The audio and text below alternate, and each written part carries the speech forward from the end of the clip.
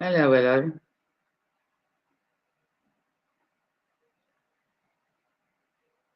Just let me finish crossing my I's and dotting my T's. Flying squirrel, hello. How you doing, mate?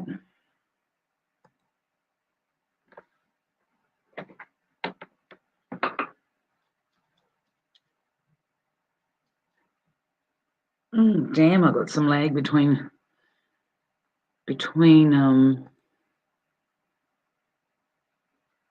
one and the other. Peaceful Patriot, hello. I don't know who Peaceful Patriot is. Do I know you? Of course I do. You're here. I must do. Well, you know me.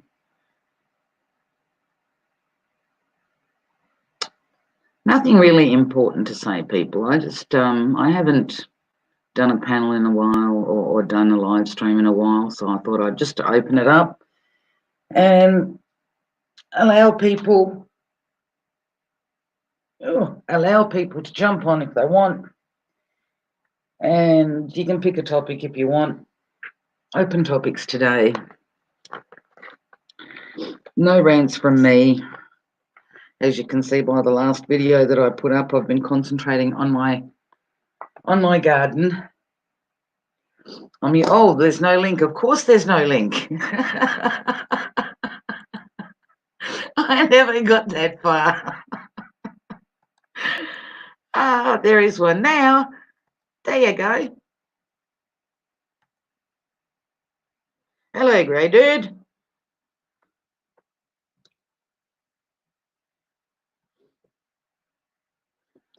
But yeah, I've been out in the garden.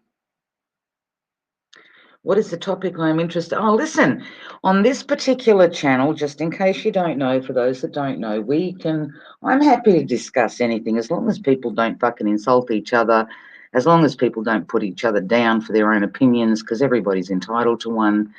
You know, there's never a need to be nasty to one another. There's enough of that shit going on social media already, and that's not what's going to happen in here.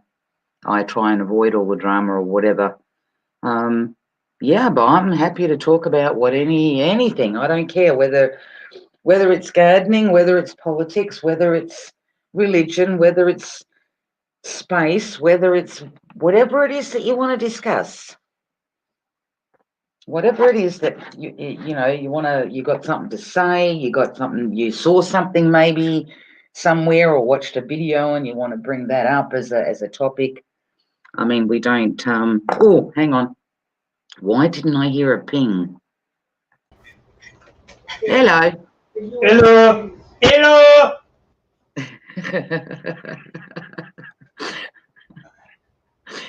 So I didn't even see that you left a message in the friggin' in the private section going back door. I'm sitting here fucking staring at it. I was coming in the back door. I'm wondering where is the ping that tells me that somebody's sitting at my back door? I took it away. Yeah. Some of my fellow.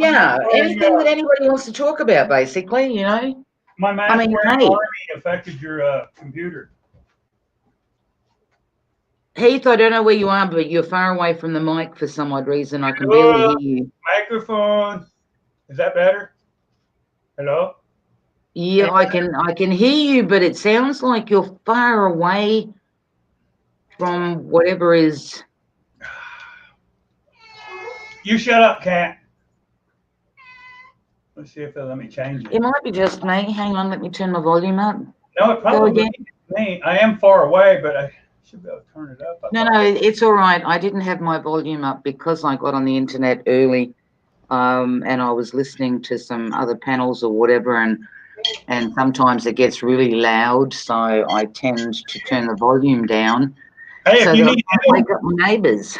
If you need any technical help, I've got these mask-wearing friends that they'll do anything you tell them. I mean, just anything you can imagine. If you need help with something, just let me know, and I'll tell them to do something for you. Cool.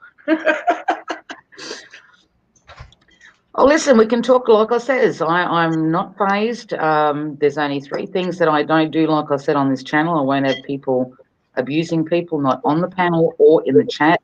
I won't have them insulting somebody else's, opinion.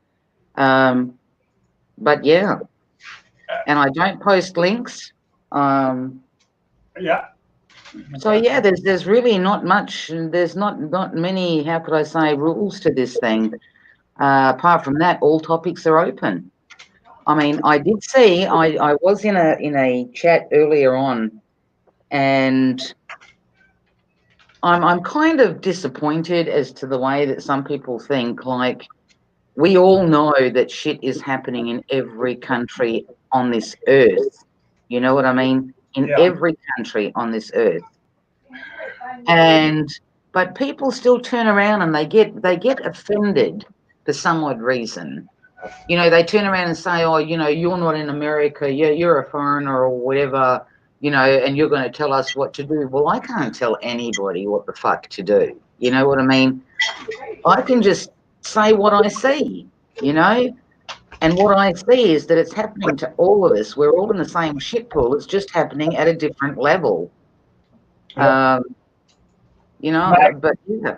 Max Egan was just talking the other day, and on one of his videos, and I guess Melbourne is it's mandatory that you wear the mask anytime you leave the house, and it's a $200 fine or something if you're caught without your mask on. Oh, that's in one of the states here.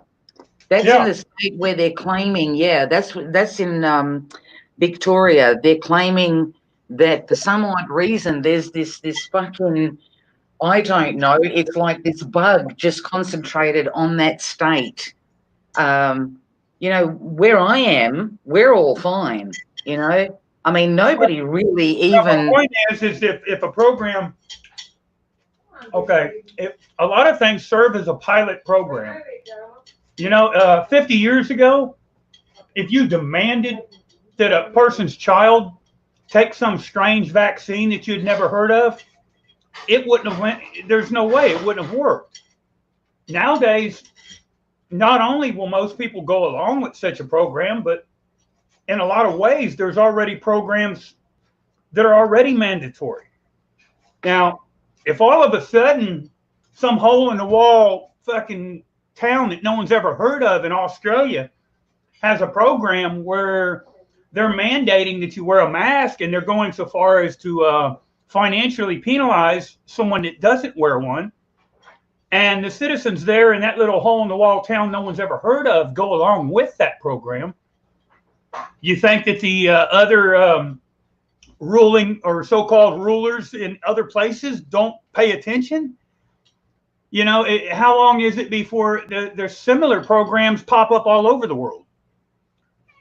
And that's why I tell people, when you make a decision to go along with something or not go along with it, although safety is a big mitigating factor, it can't be the only variable that people use.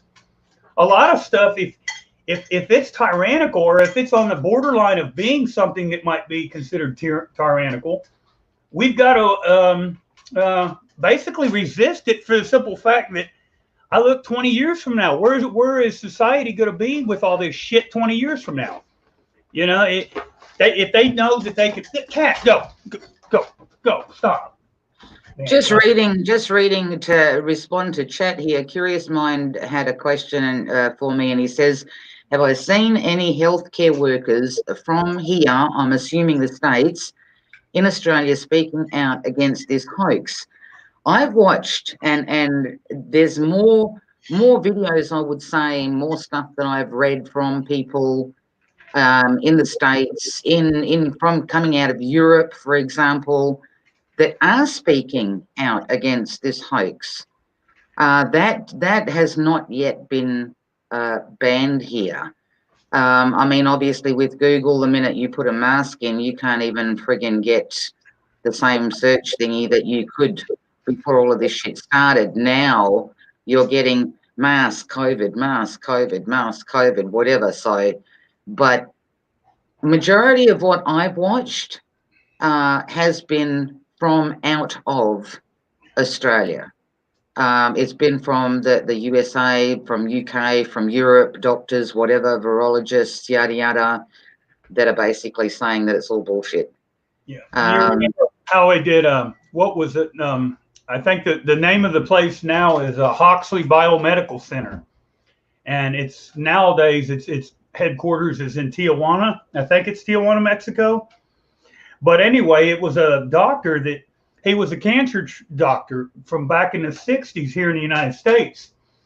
And back in the 60s now, he had above 80% success rate on treating all forms of cancer. Now, you wonder, well, why is he in Mexico? Why is his entire practice in Mexico? Well, basically, the American Medical Association, they damn near killed him.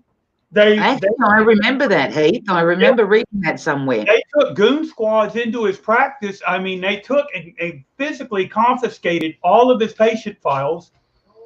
They put him in prison once. They threatened to kill him. They did everything short of killing him. Now today, their success rate on treating all forms of cancer is over 90%. And I've asked Americans, well, why did you choose to go get radiation or chemotherapy? Well, why didn't you go look into the other courses of treatment? Well, as an American, you're not given any alternatives. And any alternatives that come along, they have their ways of pretty much squashing the truth. That's why it's so important that people be diligent in their research, because like if I search for something, for instance, I know that Google, if let's say there's 1 million results when I enter something to search on Google, if I know there's 1 million results, no, I'm not going to look through all 1 million pages to find my answer. But although I'm not going to look through the 1 million, I'm not going to stop at page 1 either. Sometimes it pays to go ahead and skip through to say page 100. Because what they do is what comes up in the beginning is what they want you to find. They know that most people are going to be lazy, and they make it harder on you if you're trying to research. But that being said, that just means we have to work that much harder at our research. Exactly, and you can't look at page 1, 2, 3, 4, 5 or whatever. You've got to go hit 20 mark. You know what I mean? Hit number 20 and go backwards from there. Because I also found it really odd too. When I hit to do a search now, it shows up Australia. Okay, so it's telling me it'll bring up all the Aussie stuff first, whereas before it would bring up just random pages from all over the place, right? From all across the earth. But now the first shit that brings up, I look at it like I'm going down the list and I can see it's all based in Australia. All the information is coming from Australia.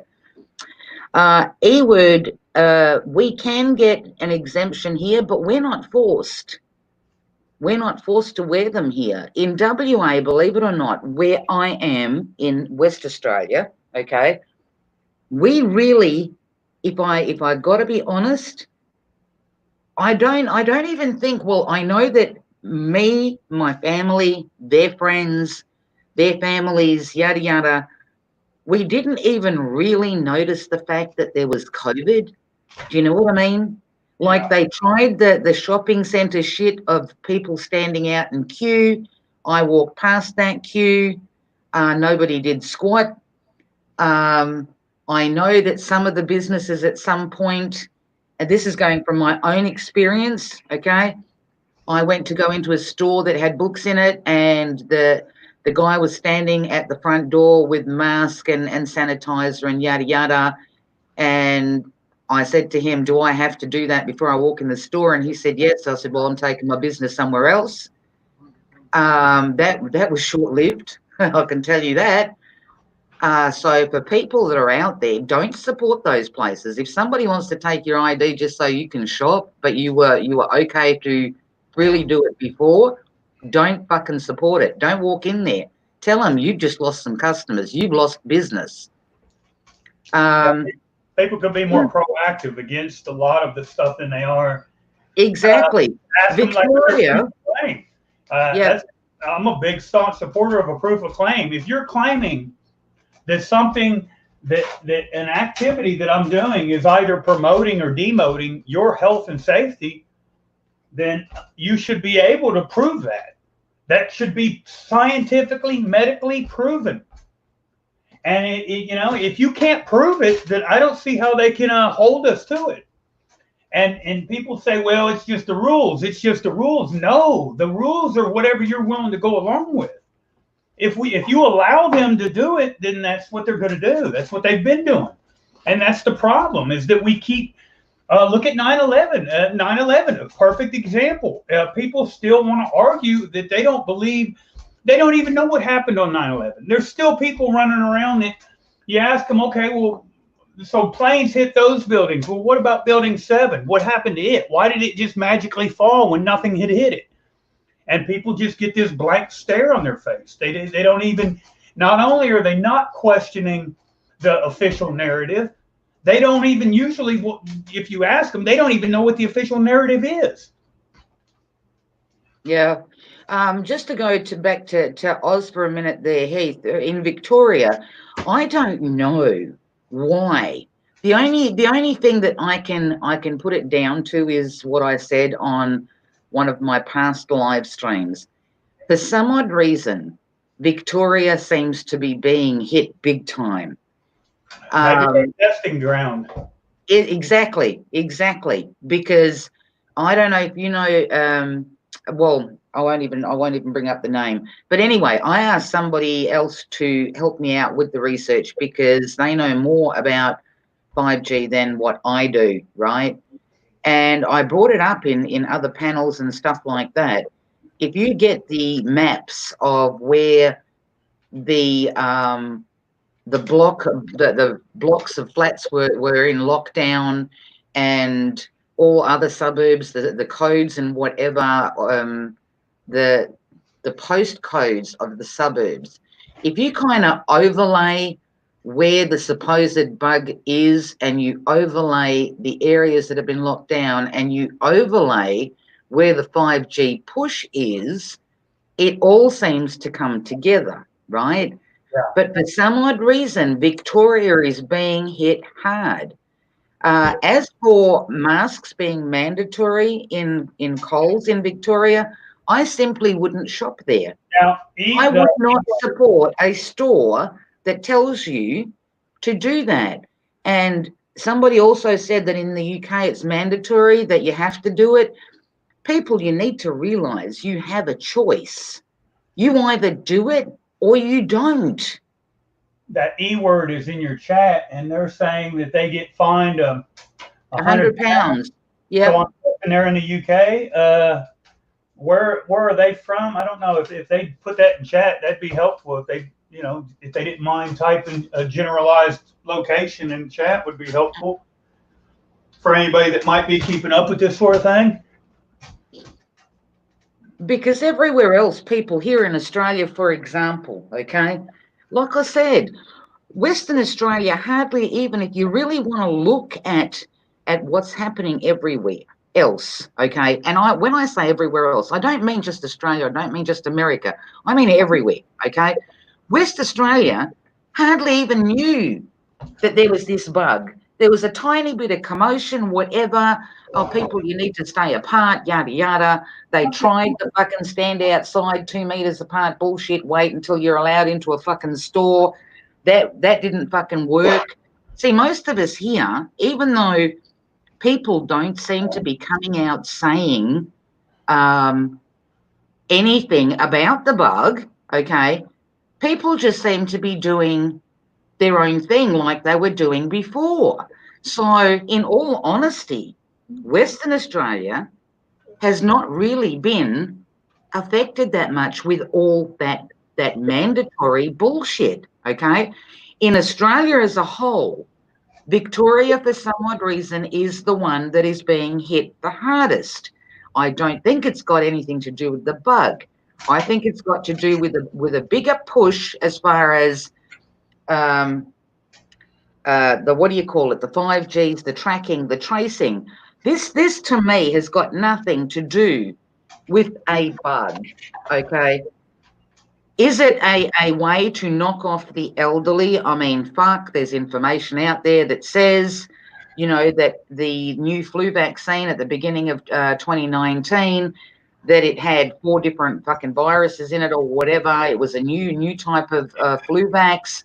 Majority of the people in Italy had gotten that vax. You could kind of explain the death toll over there would be from that flu vax that they got. You've also got information saying that if you do get the flu vax, that it increases your chances of getting this supposed bug. You guys know that going, I don't know how many live streams back, when all of this kind of more or less started, I was sick for a fucking month. Was I sick to the point where I needed to run to a doctor? No, but that's me, okay? I know my body. I know what fixes my breathing. I know all of that kind of stuff. Well, This is worldwide. Who has been the when talking about vaccines for this alleged virus worldwide? Who has been like at the front of all of those conversations? Bill Gates, right? Oh, is that your skunk? Oh yeah, this is Skunky. Oh, Yeah. you were trying to show me last time, remember? But he wouldn't come out from under the table, under the cupboard. She's out being all affectionate now because she's hungry. She's about to eat, so she's all kind of excited. She gets excited around feeding time. Oh, look at her. And I guess because we don't rarely do we get an opportunity to interact with them, so I guess that would be the predominant reason. But we don't know. But they are affectionate. As far as like the wild animals that I've handled in my lifetime, I gotta say that the skunk is probably, if not the most affectionate, probably one of the most affectionate I've ever held in my life. I mean, we're talking when she was 3 weeks old, a wild animal, she just ran up to me. I mean, something happened to her mother. So it was kind of, if I didn't intervene, then she wouldn't have made it. So that was why, I didn't just go capture a skunk or nothing, if anybody's wondering. I didn't trap her. She just kind of. That's beautiful. I reckon, Heath, I personally, I think there is nothing more beautiful than when a wild animal trusts you enough. Okay, I personally believe that says something about one's personality. When it trusts you enough to know that you're not going to hurt it, you know what I mean? That you're going to. And to carry that a step further, I think we all know that if you ever walked in a room and there was people that, for whatever reason, you just didn't feel right about somebody, but then the opposite's been true when you've been around somebody and for whatever reason you just felt drawn to them. I think that naturally we know. Like the Indians in Hindu culture, the saying "Namaste," and I use that quite often myself. It's a simple way to explain it would be everything that's good, virtuous, righteous within me acknowledges all that's good, righteous, and in you. I think that when we get around things I think we know each other better than what we give ourselves credit for knowing. The animal needed help, obviously. And I come out, hey, what are you doing? Oh, God, it's a baby skunk. She knew to run to me. Just the same as when she come running at me, if at first you're wanting to be in fear, you're wanting to think, oh, my God, it's a skunk. It's going to spray me. It's going to do all this terrible shit that I've heard about. I didn't feel any of that. Why? I don't know. I just did what needed to be done. Took the skunk home, and well, here we are. But yeah, it's definitely an adventure. But back to what I was saying about the COVID thing. All I've heard from day one is Bill Gates said this, Bill Gates said that. Well, the COVID, this whole virus scam is real simple. A lot of you might have had a time where you were in a hospital and you were given an MRI. But prior to getting that MRI, they had you drink some stuff, real awful tasting shit, and it was they told you it would show up. It would leave certain markers in the system that would show up when they did that MRI. Well, what those markers were radioactive isotopes. There's a reason that we have a computer guy that is basically leading a campaign to vaccinate the whole world. He's also one of the pioneering eugenicists of our time. This is a guy that believes in depopulation. So why do we have a computer guy who also believes in depopulation that's leading the campaign to vaccinate the world against a so-called virus? Well, it's the same reason you look at the mask. A lot of the mask technology is patented. And one of the largest patent holders is the same guy, Bill Gates. I introduced to the equation radioactive isotopes that are RFID capable. If you had a radioactive isotope that could be acted upon by radio frequency, you could do a lot of stuff. You could, once it got into the person's system, you could track the person. You could shut percentages of it off. You could activate it, deactivate it, meaning not only would they not be able to, let's say, money on a card. We've had that technology for a while, but you wouldn't even need a card anymore. When you went to the store, they could just turn you off. They wouldn't even need a card would be obsolete. They could, if you were against your government, they wouldn't have to put you in jail. They wouldn't have to silence you. They could hit a key on a keyboard and shut you down. Exactly. Just something to think about. And we don't even think that stuff like that's even possible because it's not talked about. We don't even have these discussions. Well, they would never do that. Just like during Vietnam, which didn't happen, we didn't give our United States soldiers LSD-25, and they didn't kill each other and eat each other, right? Well, they did. We didn't give the black people syphilis on purpose either, did we? Oh, we did. And countless, or given the indigenous people in Australia, we didn't give them blankets that we knew were infested with damn polio and shit. Yeah, we did that too. We've done a lot of hateful, evil, just nasty atrocities in this lifetime, in this world, and we continue to do them. And people that are responsible for that stuff is, unfortunately, it's the Bill Gates of the world. They've had a silver spoon in their mouth since day one. They always will. And these are not the sorts of people that we should have in charge of anything health related, for certain. I mean, and we should really watch just how much access we give their kind to technology. But unfortunately, we let them have free reins to do what they want to with us. And what's that they say about absolute power and corruption and corrupting absolutely? I mean, it's a very truthful sentiment. Hey, it's just going back to the shops and stuff, people just simply need to stop supporting these stores. I mean, like my daughter said to me, this is going a while back, when we'd gone to Bunnings, which is a hardware store here. And I was bitching about, oh, look at that cute face. It's like a dog. It's more like a cat, but it's kind of like a dog. Like I want one. Huh?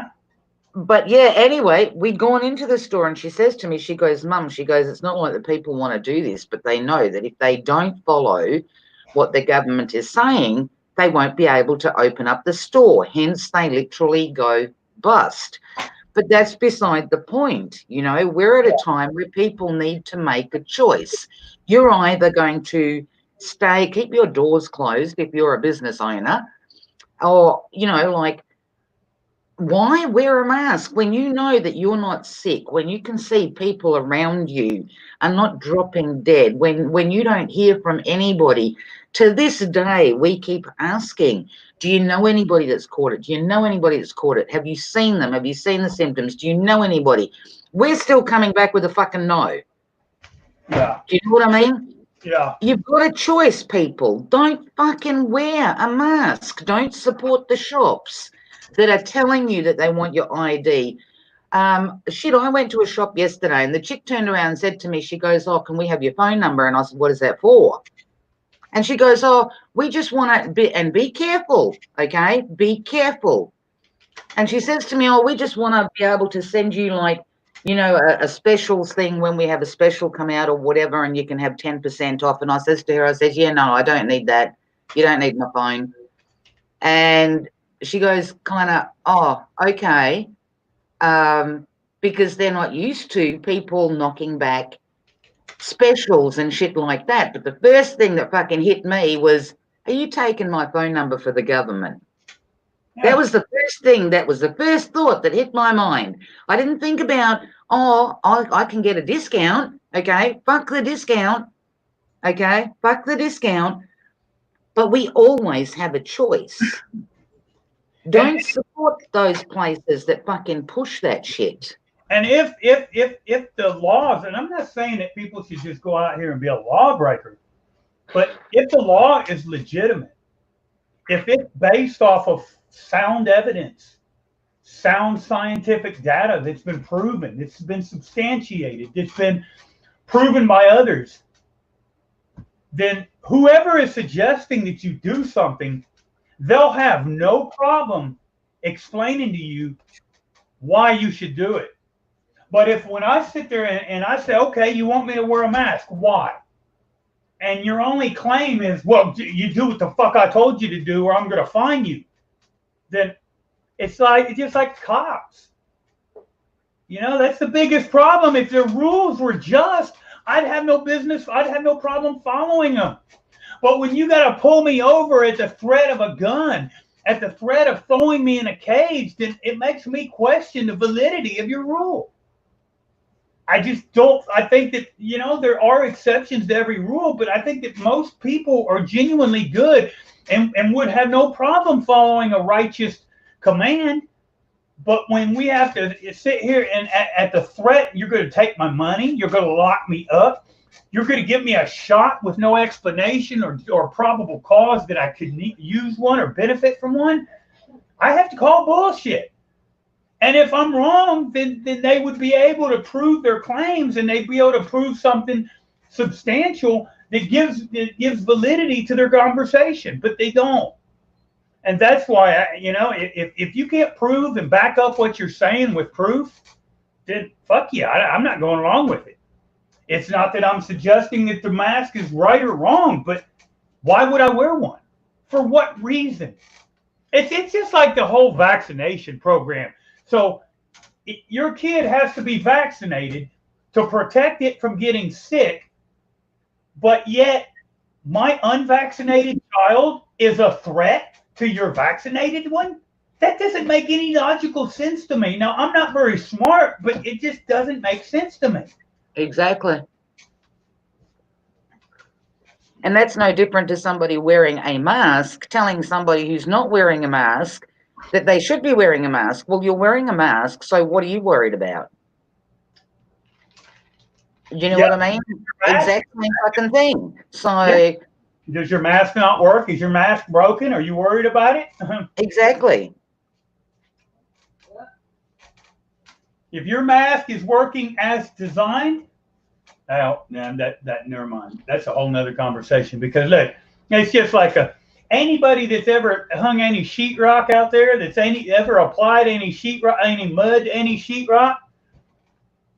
Look, if the mask will not protect from something as large as paint particles, it's not going to protect against something that's 1,000 times smaller. But that's a whole nother conversation. That's dealing with microns and people don't even, like a micron. How big is a micron? People don't even know how big. And they go out here and they wear these masks that aren't even, or like a fart. Will it protect against a fart? No. It won't, will it? You're right. Somebody just pointed that out for me. Yeah. So if it won't cover up something as simple as shit particles coming out of an ass, how's it going to protect against something as small as the bacterium that make up a virus? People, it comes back to a choice. Just remember, you always have a choice. You always have a choice. Another thing too, actually, that just came to mind about Victoria, when they locked that that down yet again. Okay, they brought the military in supposedly to be on street corners and whatever to help for testing. Okay, which means the military is on the street.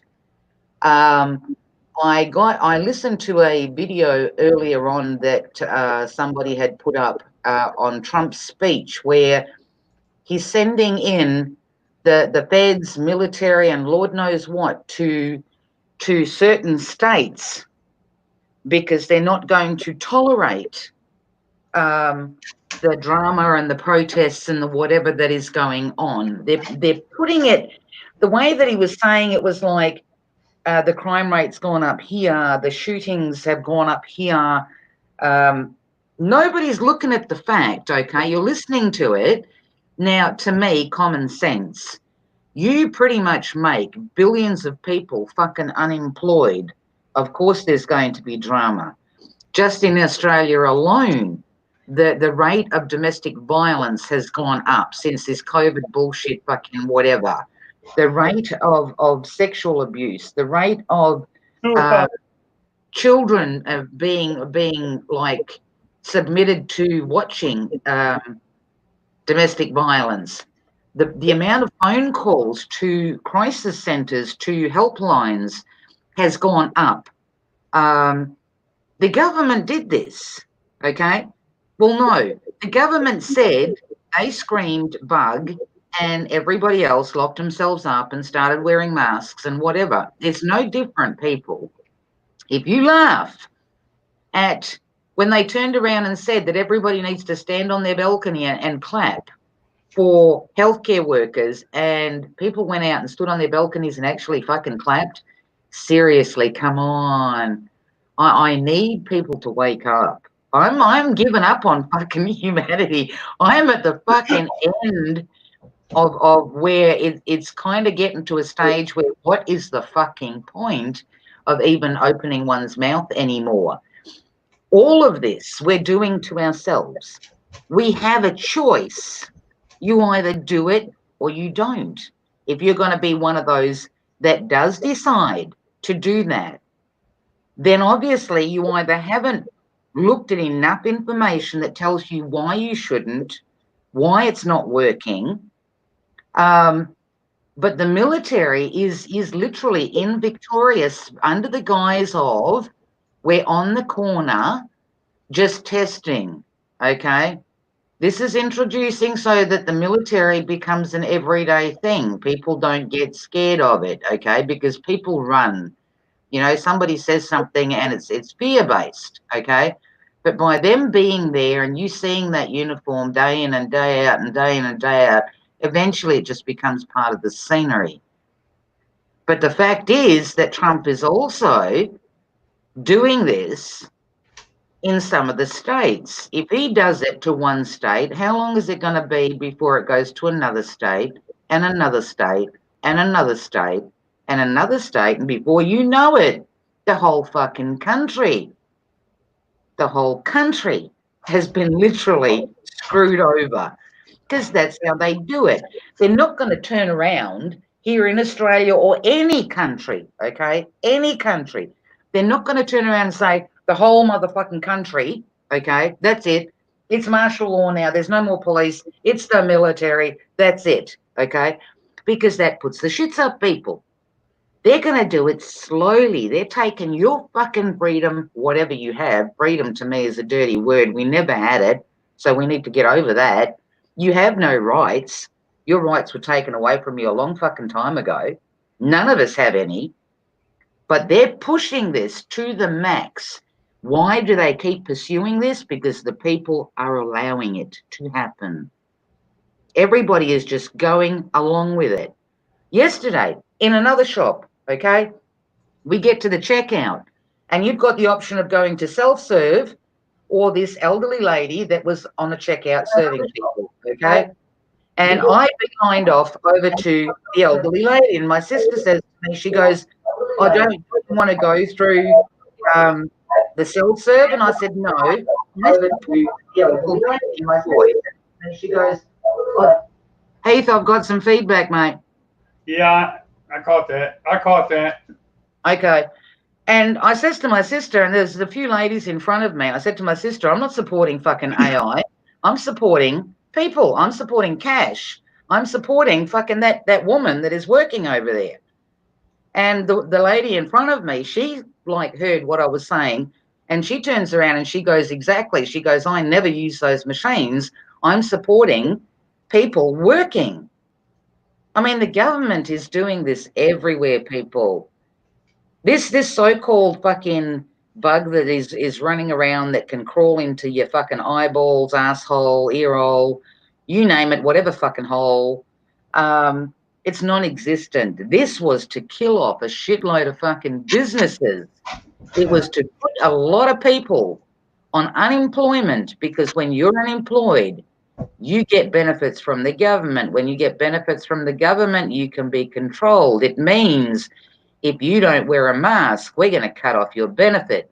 If you don't do this, we're going to cut off your benefit. If you don't get a there vaccine. was a byline I seen the other day here locally, and it was talking about something about evictions, and it was saying something about the month of October that, and anyway, it had some numbers and some stats and blah fucking blah in the article, but it got me to thinking about how many people, as a result of this corona thing, their place to live right now is in jeopardy.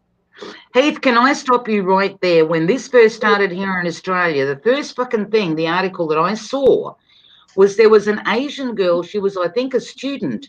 She was booted out of the flat/apartment, as you guys call it. She was booted out with no prior warning. She just came home one day. The note was on the fucking door telling her to get out, just because she was Asian, and there was this big hype saying China did it, right? Yeah, I'm talking about the people that are behind in rent as a result of this so-called That COVID. too. Yes, that too. Now what happens, and it got me to thinking, now electric companies, a lot of them here nationwide, here in America, were doing this program where they weren't terminating you as a result of non-payment. Okay, so what happens, let's say they pick a month at random. Let's say December. That's a good month because everybody's already fucking broke because they're out here buying a bunch of bullshit Christmas presents. But anyway, let's say the month of December rolls around and every electric company in the United States of America goes to everybody and demands payment in full. What happens if they do that? What happens? Now, granted, they probably wouldn't. That's a long shot. But what if? Now, there's a lot of people that would lose their utility service. Now, how bad is that? Well, let's say it's a month. Let's say we have a mild winter, the month of December. Okay, maybe that won't be that bad. Let's say they do wait till February and they do it. And let's say we have one of the worst winters in America that we've ever had. How bad would it be then? Now, let's say in that same month, not only do the electric companies do that, but tenants, people that rent houses and stuff, let's say they do the same thing. Already, you factor in, I've seen one statistic that said that that food pantries and food banks and soup kitchens and other places and subsidiaries that feed the homeless, that 40% that they had a 40% growth in the last 2 months, and that 40% growth wasn't because they were feeding additional homeless people. It was from feeding typical middle-class Americans. That's right. So I'm just saying this thing could go a lot of different ways. And rather than going along and buying your fucking new cell phone and your new TV when you get your next $1,200 so-called stimulus check, which I'd like to refer to that as hush money, because I really think that's what it more or less is. Exactly. That's what it is. It's nothing more. Keep you content, so you'll keep going along with their bullshit. What happens? Are you in a position where if you lose your job tomorrow, oh wait, you don't even have your job. They told you to stay home for another month. and you can't pay your lights and you can't pay your rent and you get evicted, are you and your kids okay tomorrow? How about next month? How much food have you put away to be able to make it in a time like this? And most people, they don't have shit. They don't have the first fucking thing done to secure their place to live, to secure their children's place to live, to secure where they're going to get their next meal. So when your government starts doing things that's fucking with your money, which is fucking with your food, which is fucking with your ability to pay rent, I think we all owe it to ourselves to say, hey, wait a minute, what exactly are you really doing, and why? And you just don't see it. People are just going along with the program.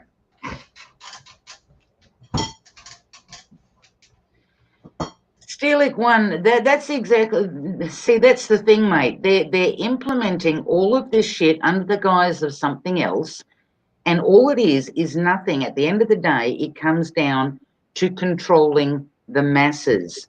That's all it is. The tracing, the tracking, the facial recognition, all the junk, all the smart shit that they're putting into people's homes. I mean, can you even find a car now that doesn't have a fucking computer in it, like with the new things? Everything. I mean, the other day, I'm standing there and I was waiting for my washing machine to finish, and I noticed something in small print on this thing, and it said smart something, and I thought, what the fuck? So I run and put my glasses on, and I go back to have a look, and sure enough, it's a smart thing, and I'm thinking, like, is this one of those things that I was warned about, as in all of this new stuff that goes into people's homes, like Alexa speakers, yada, yada, yada, where it all is eventually already wired. Your house has already been shipped. Do you know what I mean? So the only thing, the end result to all of this is that they can control the masses, you know? But you still have a fucking choice, people. You don't have to go along with it. Go along with it or you don't. And people think that, and you know, choices are easy. That's the easy part, is making a choice. The hard part is making the right choice. And if I'm going to make an accurate decision whenever I'm faced with a choice, I try to take into account how much do I know about both supporting and going against my choice. What do we know? I mean, now we know that somebody on TV said that there's a virus. But if we take that out of the equation, let's say, pretend you never heard nothing on TV. What would you know? That there's some idiot at the fucking grocery store wearing a mask for no apparent reason? Other than that, what would you know? What have you seen that could give any kind of proof to any virus story? Now, I don't watch TV. Matter of fact, and being honest, right now I don't even have a TV. My TV's broke. But anyway, I don't watch TV. And if it wasn't for the bullshit that my mother comes around and tells me that she was in the store and this and that, if it wasn't for that, I wouldn't even know nothing. This so-called virus the only way that it's affected my life is by the shit that I've been exposed to third party. Like today, I didn't see that at my local store that I had to wear a mask. No, I was told. So, you know, and it's been that way from the beginning. I've not seen anybody sick. Nobody that I know has known anyone that died of any so-called COVID-19. Matter of fact, I've asked around, and I can't find not even one person that I know that knows of even one person that has had it. Not even one. And then on Facebook, I've seen, well, my cousin has a cousin that has a friend that knows a guy who knew a guy that dated a chick that had a cousin that had it. That's not what I'm talking about. Heath, and not only that, like here in Australia, the last lot that I heard on the radio, they turned around when they said that 3 people died from it. You're looking at people that are in their 80s, in their 90s, in their 70s. Why doesn't it affect the homeless? How is it that the homeless people and the homeless drug addicts are dirty and nasty, but that they're immune to it? Exactly. I've never figured that one out.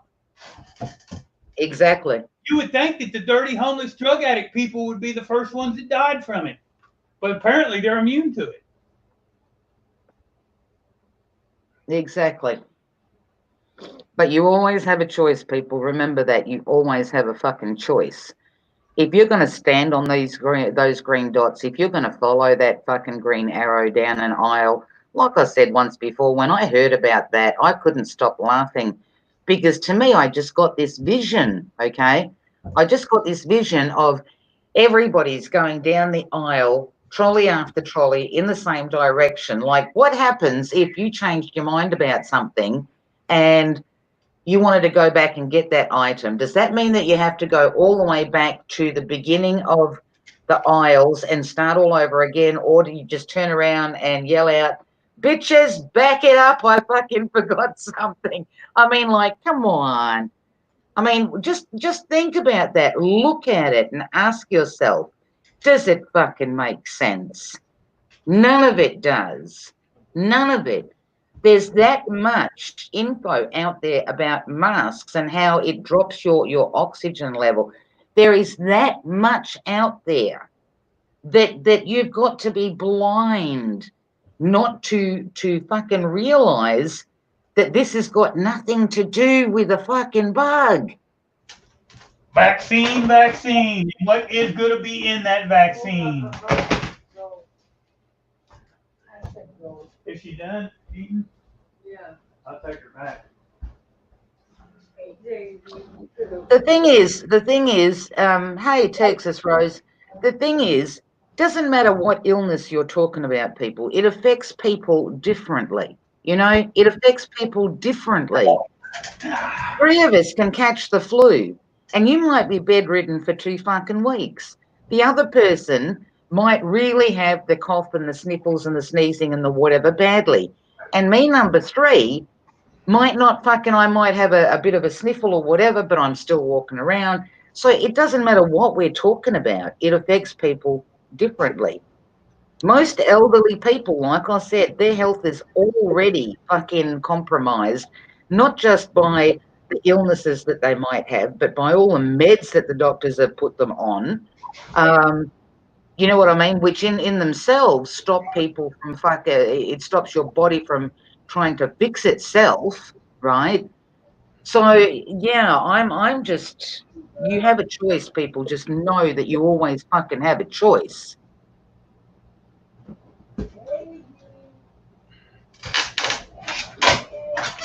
Hey, Northern. Getting up, I miss your voice, Ozzy. Mate, listen, I'm not just in all honesty, Northern. Obviously, you don't know. I live in Australia. My first country. I'm told now that I'm Croatian, but I was born in a country called Yugoslavia. Okay, so mate, I am not just for the people here. I'm for people everywhere because we're all in the same fucking shit pool. Okay. This is happening everywhere. It's not just happening here. It's not just happening in the States. It's happening in every fucking country. Every fucking country.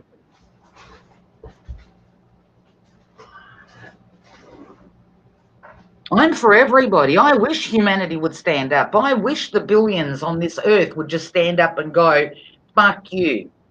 I mean, we can look at this. I like to look at all of this shit like an octopus, you know, when we're talking about the police and the yada yada, you know, get rid of the police and all the rest of it. Now, if you look at one arm of the octopus as being the police, okay, let's cut that arm off, all right? We get rid of the police. So what's next? The military. All right, we don't like the military now because, yeah, they're too harsh, this, that, and the other. So we're going to cut that arm off. The octopus still has many more arms. So rather than be fighting and whatever, with all these different fucking arms which are nothing but distractions, just cut the fucking head off. If you cut the fucking head off, that's the end of it. Yeah, that would work. But that seems just a little bit graphic, and that might involve violence. Well, sadly, we're at a point where if people don't fucking stand up, This is not going to get better, people. There is no going back. Yes, it is. We're gonna vote here in America. We're gonna vote in that pedophile guy as president, and he's gonna change everything. Yeah, that's what's gonna happen. We're gonna get that Joe Biden fella as president, and once we legalize pedophilia, we won't have to worry about the COVID shit anymore. We'll have other problems to think about. Well, I don't know if you people watched one of the videos that I put up about the doctor where it says something to the effect of eyes to COVID come in. I think that was the title that I put on the video, where a doctor gets tested 5 fucking times. The test comes back negative every time. But hey, because you've got the symptoms, even though the test has come back negative, you've got COVID. And then the doctor turns around and says that it must have gotten in through his fucking eyeball. Come on. I like the one where they, did you see the one where they sent in, what was it? A stalk of celery, an orange, Yep. an egg, and something else, and they all tested positive. Exactly. But I mean, even this guy, okay, even after all his tests came back negative, what do? They stick him in a ward full of people that supposedly have COVID. So why didn't the fucker catch it then? Well, because he was one of the kind of like the dirty drug addicted homeless people. He's immune to it. Like I said, people, different things affect people differently, okay? They really do. It doesn't matter what disease you have. It doesn't matter what illness, sickness, whatever you want to fucking call it. It affects different people differently. It's affecting the elderly. They like this. That's why they pump vaccines into the elderly, okay? They love doing that. I mean, not so long ago, I told you guys that I had heard from where my bro is, right, in a disability group home, that he is going to have to get a flu vaccination. Now, I begged him. Don't give it to him. Don't give it to him. You're going to kill him. He's already been through enough as far as all the meds and the Oxycontins and Oxycodines and whatever that I had drama fucking fighting and still trying to fucking fight, right? Yeah. But you've got to, it's a choice thing. They want to knock off the elderly. The elderly are on government funds, on government care, on government whatever. They don't want to waste their money on the elderly. The elderly know what it used to be like. They don't want the elderly to be talking to anybody to saying, hey, listen, I remember the clouds being like this. Now they're like this. I remember this back then. They don't want that. They don't want that. Like I said, to me, when I heard that people were being stopped from going to see their relatives that were in aged care, the place where my bro is, they know better than to turn around and tell me that I can't go. There's no fucking way in hell that I wouldn't have gone. Just from being told that I can't would have gotten my goat up and I would have fucking gone. And if they still wouldn't let me through the door, then I'd turn around and say, well, that's it. I have a right to take him out for the day. I would have driven him home and I would have left him at home and I would have done the best that I could with him at home, even if we both had to crawl around on the fucking floor. But there's no fucking way I would have stayed away from him, and they know that would not have worked with me. We always have a choice. You either just go with what you're told or you think about it and go, well, hang on a fucking minute, right? And you go with what makes sense. Yeah, people do what's easiest.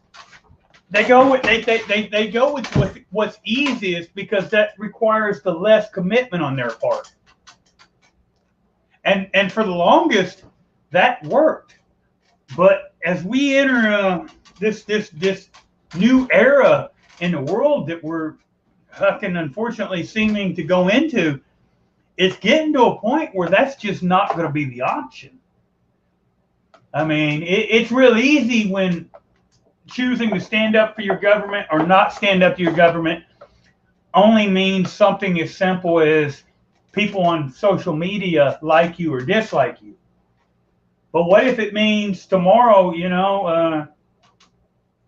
got to make a choice to, it could be a lot worse, if you get to a situation where your friends and family are chosen by government.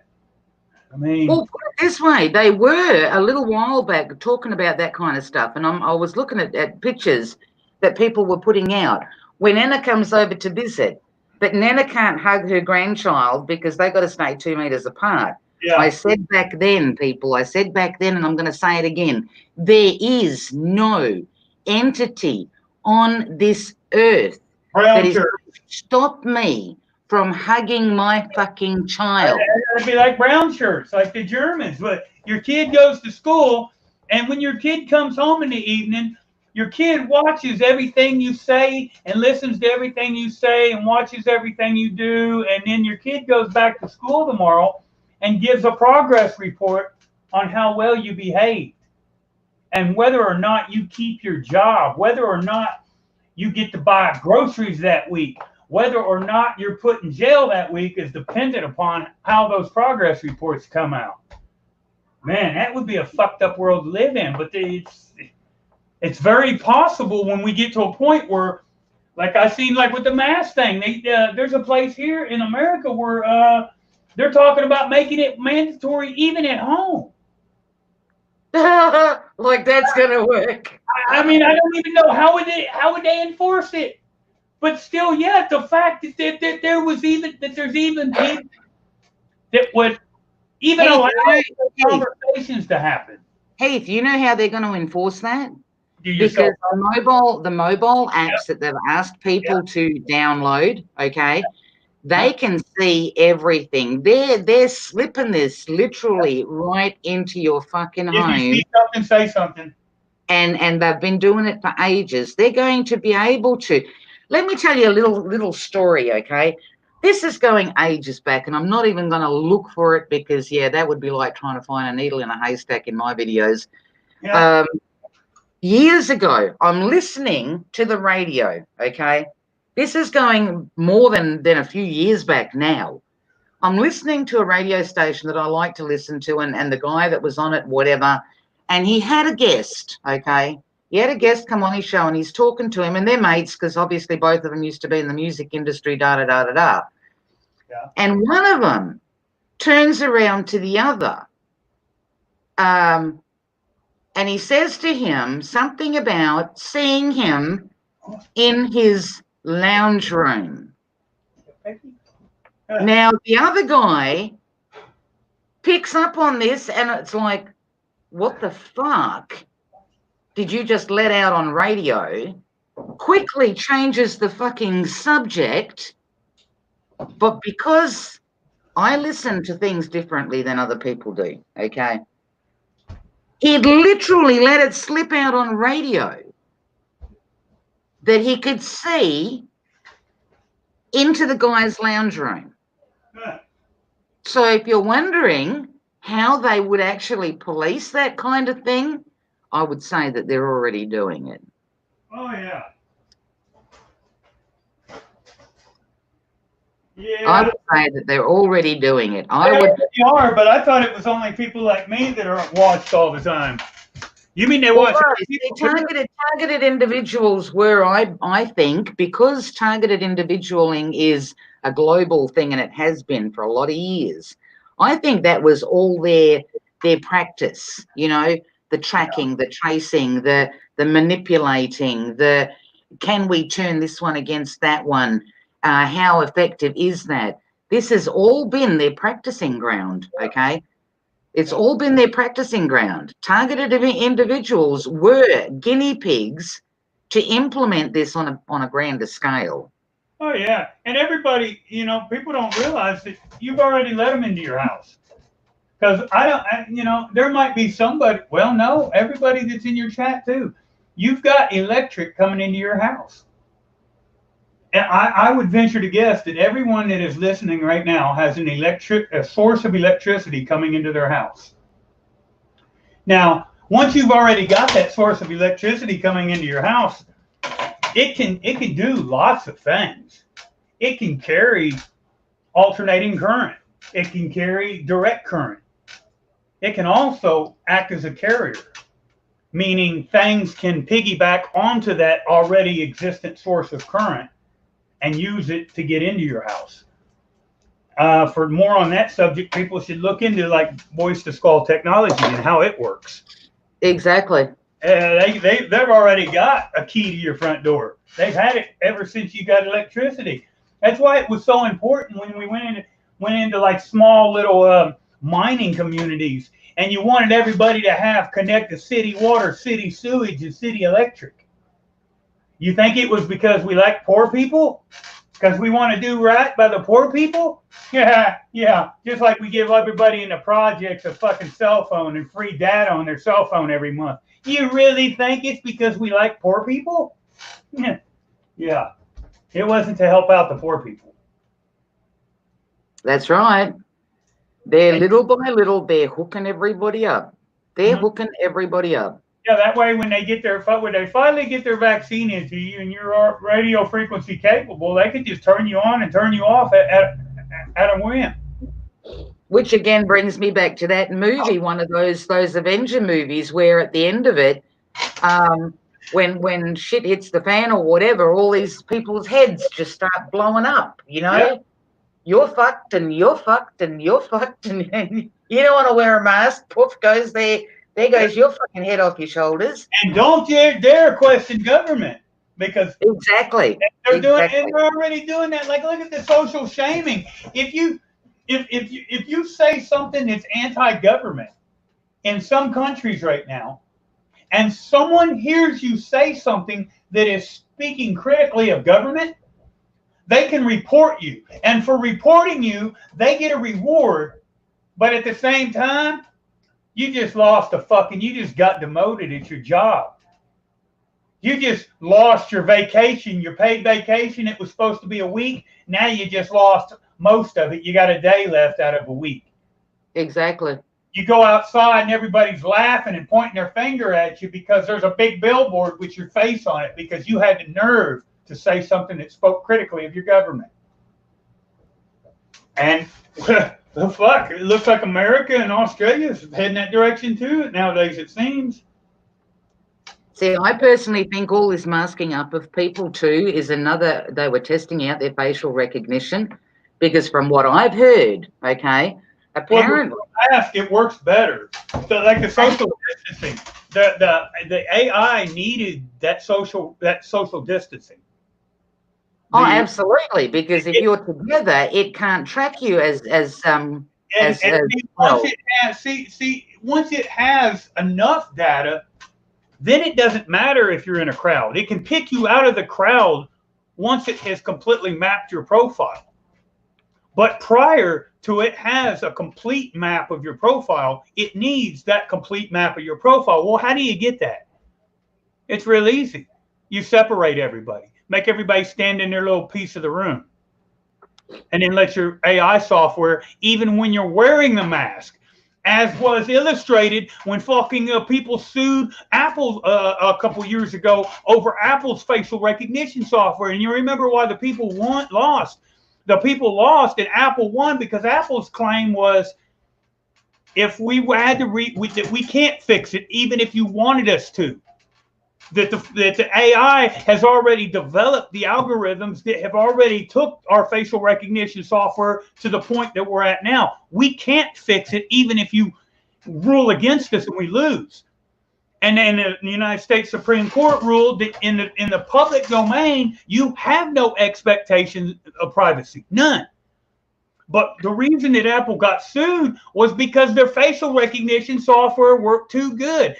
What that meant was that when you were in the checkout line and you pulled out your iPhone didn't just remember the data associated with your image and likeness.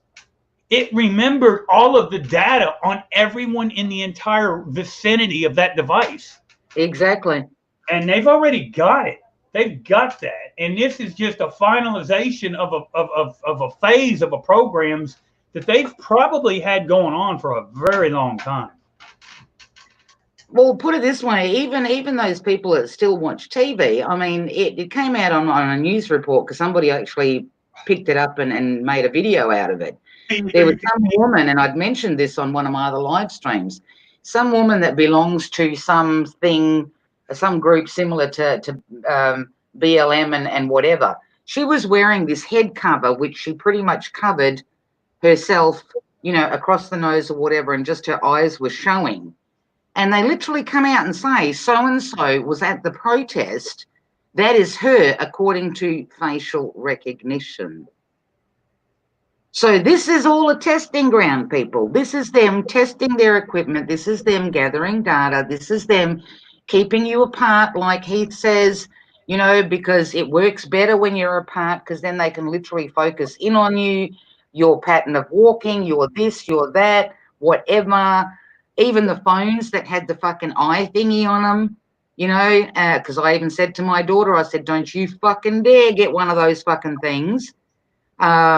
Just everything through that fucking mobile phone that everybody's addicted to so heavily. Ditch the bastard. Ditch the bastard. Yeah, but we're stupid. We did exactly what they told us to. Exactly. This is the thing, people, you have a choice. You always have a fucking choice. I didn't know I had one until somebody told me and it was too late. You have a choice. There's always a fucking choice. You know, and I always say, why? Why do we need to find ways around this stuff? Why can't we just fucking hit it head on? You know, just hit it head on. I mean, this should be so obvious to people now that this has got nothing to do with the bug, okay?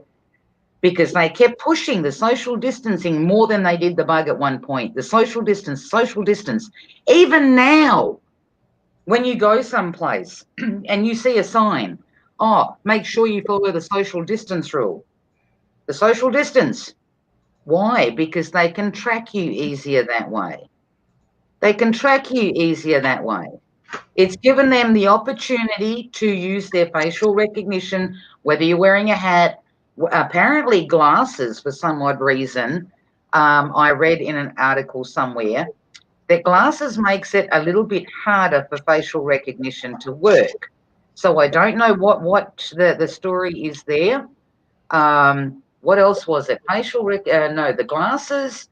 Also too, if it's a man dressed up as a woman and vice versa, that it's hard for facial. I'm not going to be a tranny. I'm not going to change my lifestyle and become a tranny.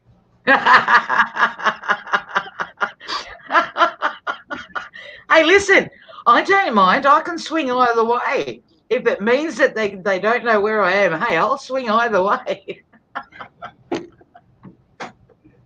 It's all just to get me to wear women's drawers. I knew it. Yeah,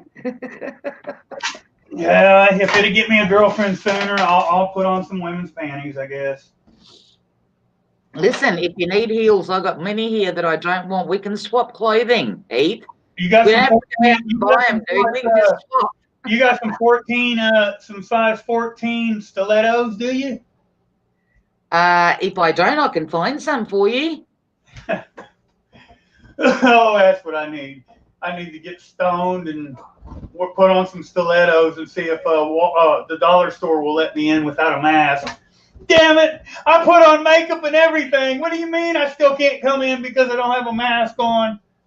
It took me 3 hours to do my makeup. That'd be my Elizabeth, can I tell you that there definitely, mate, is not true anymore. That mobile phone is about as fucking demonic as you could possibly imagine. Well, it's a good thing they don't let me have one then. That's a good thing then. Yeah, I'm not allowed to have those anymore. They don't work. To the point that I even went and I tried, I attempted. Somebody said, oh, well, I think you're full of shit. I'll take you and buy one. And I said, okay, we're going to spend your money? We can go buy me one? All right, let's go. Well, we went to like 12 different stores that day. We finally ended up with a phone and time for said phone. Long story short, that person was fucked out of their money. Although we were able to return the phone, we were not able to return the time that we bought to put on the phone. Yeah, I don't get to have a cell phone, a mobile phone, whatever you call it. They don't work. I've tried that. I'd love to have a mobile phone. That'd be neat. Jace, Yeah. Jace in chat says, I grew up before mobile phones. We were fine without that. Mate. Yes, we were. I mean, nobody fucking died without a mobile phone. Seatbelts, for fuck's sake. Once. I had one of them pagers. Seatbelts, for fuck's sake. We didn't die with seatbelts. Do you know what I mean? Just so much fucking stuff that has been implemented into people's lives. At the end of the day, it's not for your benefit. It is really not for your fucking benefit. Why would anybody want to, for me, for example, when I go shopping, I don't want your fucking ass to call me. Fuck off, leave me alone, I'm shopping. Yeah. I'm minding my own business. Why didn't you answer the phone when I was calling? Exactly. Did you hit the fuck you button? Did you just ignore me? Yeah. And then you get all upset because the person that the person has a mobile phone and they didn't answer, but you don't know if it was because they didn't answer or was it that they hit a button so they wouldn't have to answer. And then you get all distraught and then you still can't get hold of the person. Now you've upset them because you've called them 100 times and you've made yourself upset because you don't know the true nature as to why they didn't answer. And Hey, my sister turned around once and she says to me about the mobile phone, right? Because like I've said to people, I was literally sleeping with my home phone, my handset, my mobile phone when my parents were sick. I was on call 24/7, okay? When they both passed away, that was it. I stopped sleeping with those fucking phones. But my sister said to me one day, she goes, well, you know, what happens if I'm dying and I'm calling you? And I said, well, if you're dying, I'm the last person that you need to be fucking calling. You should be calling 0 because I can't save your fucking life. You need to be calling a hospital or something. And then she asked her kids and they told her the same thing. You know, you shouldn't be fucking calling me, call 000. And she got quite upset over it when they said that to her. And I said, well, you know, even if you fucking die by trying to fucking ring me, what do you think I'm going to do? I'm going to bring you back from the fucking dead? So we were having this big thing about why that fucking mobile phone is just so needed. It's like connected to the fucking hip. Like I said, if I'm shopping, fuck off, leave me alone. If I don't want to answer my phone, like my phone, for example, at the moment, okay, this is what my mobile is doing now. It hardly gets used.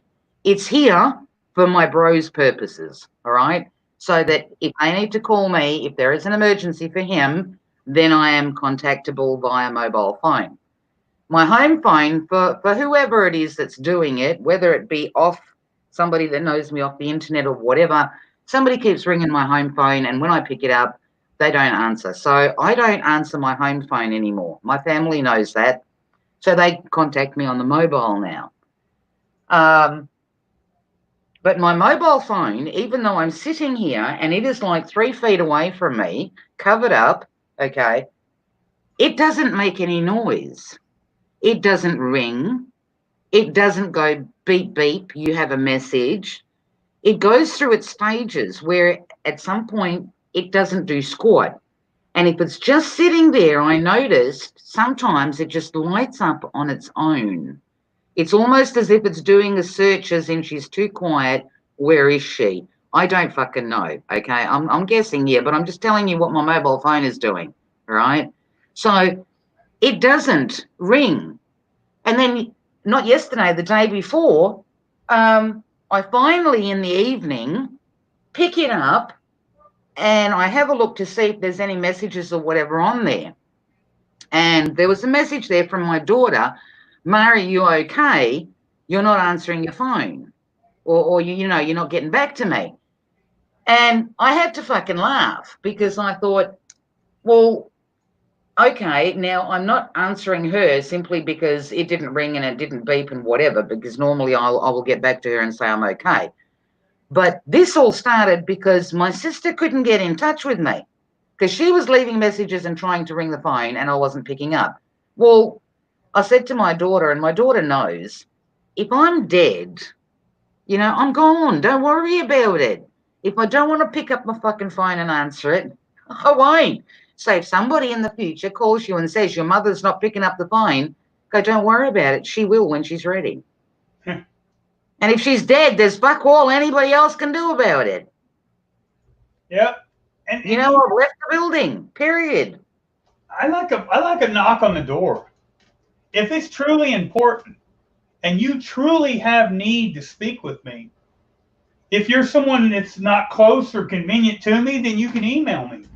Or you can get at me on Google Hangouts or whatever the hell. But if you're someone that's right here locally and you truly need to talk to me, but I don't warrant a knock on the door, then to me it's not important. I mean, I've just, the technology, I've been in technology since I was like 7, 8 years old. And in some instances, technology is awesome. But we've forgotten the fact that it's just like a fucking hammer. One person might use a hammer and build a mansion for the woman of the love of his life. But another man might use that same fucking hammer and go on a killing spree. At the end of the day, the hammer is just a tool. Technology is just a tool. And nowadays, what we see is that technology, more times than not, is abused. Exactly.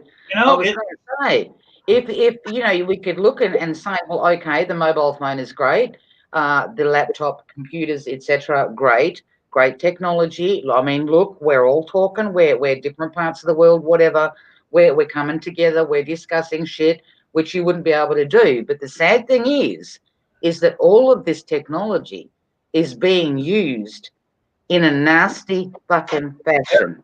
Yep.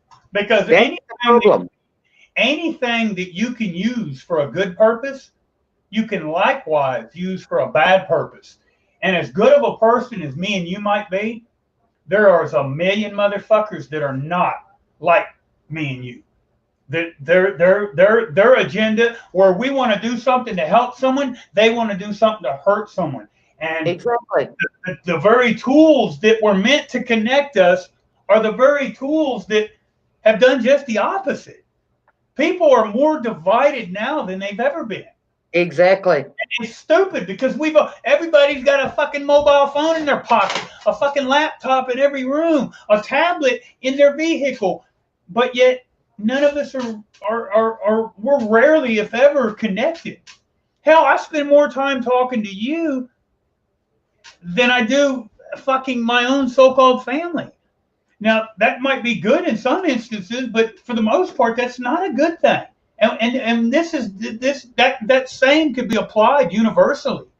We all do it. We get on here, we'll have a live stream, there'll be 20, 30, 40 of us talking. Go to your local supermarket and start talking about the same topics that we're talking about this evening. How many people? Good God, you'll get looked at like you're a fucking nutter. Well, we don't even do it. The very tools that were supposed to connect us have done just the opposite. They split us right down the fucking middle to where now, it's rare that we have physical conversations. We don't ever write letters. Matter of fact, there's someone in chat right now. Do you know the last time that anyone physically wrote something to me? They're in chat. And that was the first time in probably fucking 6 or 7 years that I had anyone ever write something to me. I mean, and to me, it was just that what was crazy was that it was that impressive that someone actually wrote. I mean, like physically used a writing utensil and a piece of paper and wrote something. And it was like, oh God, look, I found the Ark of the Covenant. It's the Holy Grail. And someone's like, what are you all excited about? And somebody wrote me something. When was the last time you seen that? And they're like, what, an envelope? I'm like, no, somebody actually wrote me. And it's just it's a weird thing that those are the things now that are impressive because they never happen anymore. We all got mobile phones though. Heath, like Sassy in chat says, you could fly 50 UFOs over New York City and nobody would notice because they look down into the mobile all the time. That is so fucking true. Oh yeah, yeah, and that's not a good thing. Oh, blind Justice. Hey, buddy. He says I have chats in person with people all the time, but sometimes they turn around and stick the cops on me afterwards. And how many times do you get to have a conversation when their fucking phone doesn't make a little noise? That they don't sit there half the conversation and look at their little fucking device. And how many of you have walked? When was the last time you went into a doctor's office and you didn't see some fat woman with her 7 fat kids sitting there and they all had their own personal device?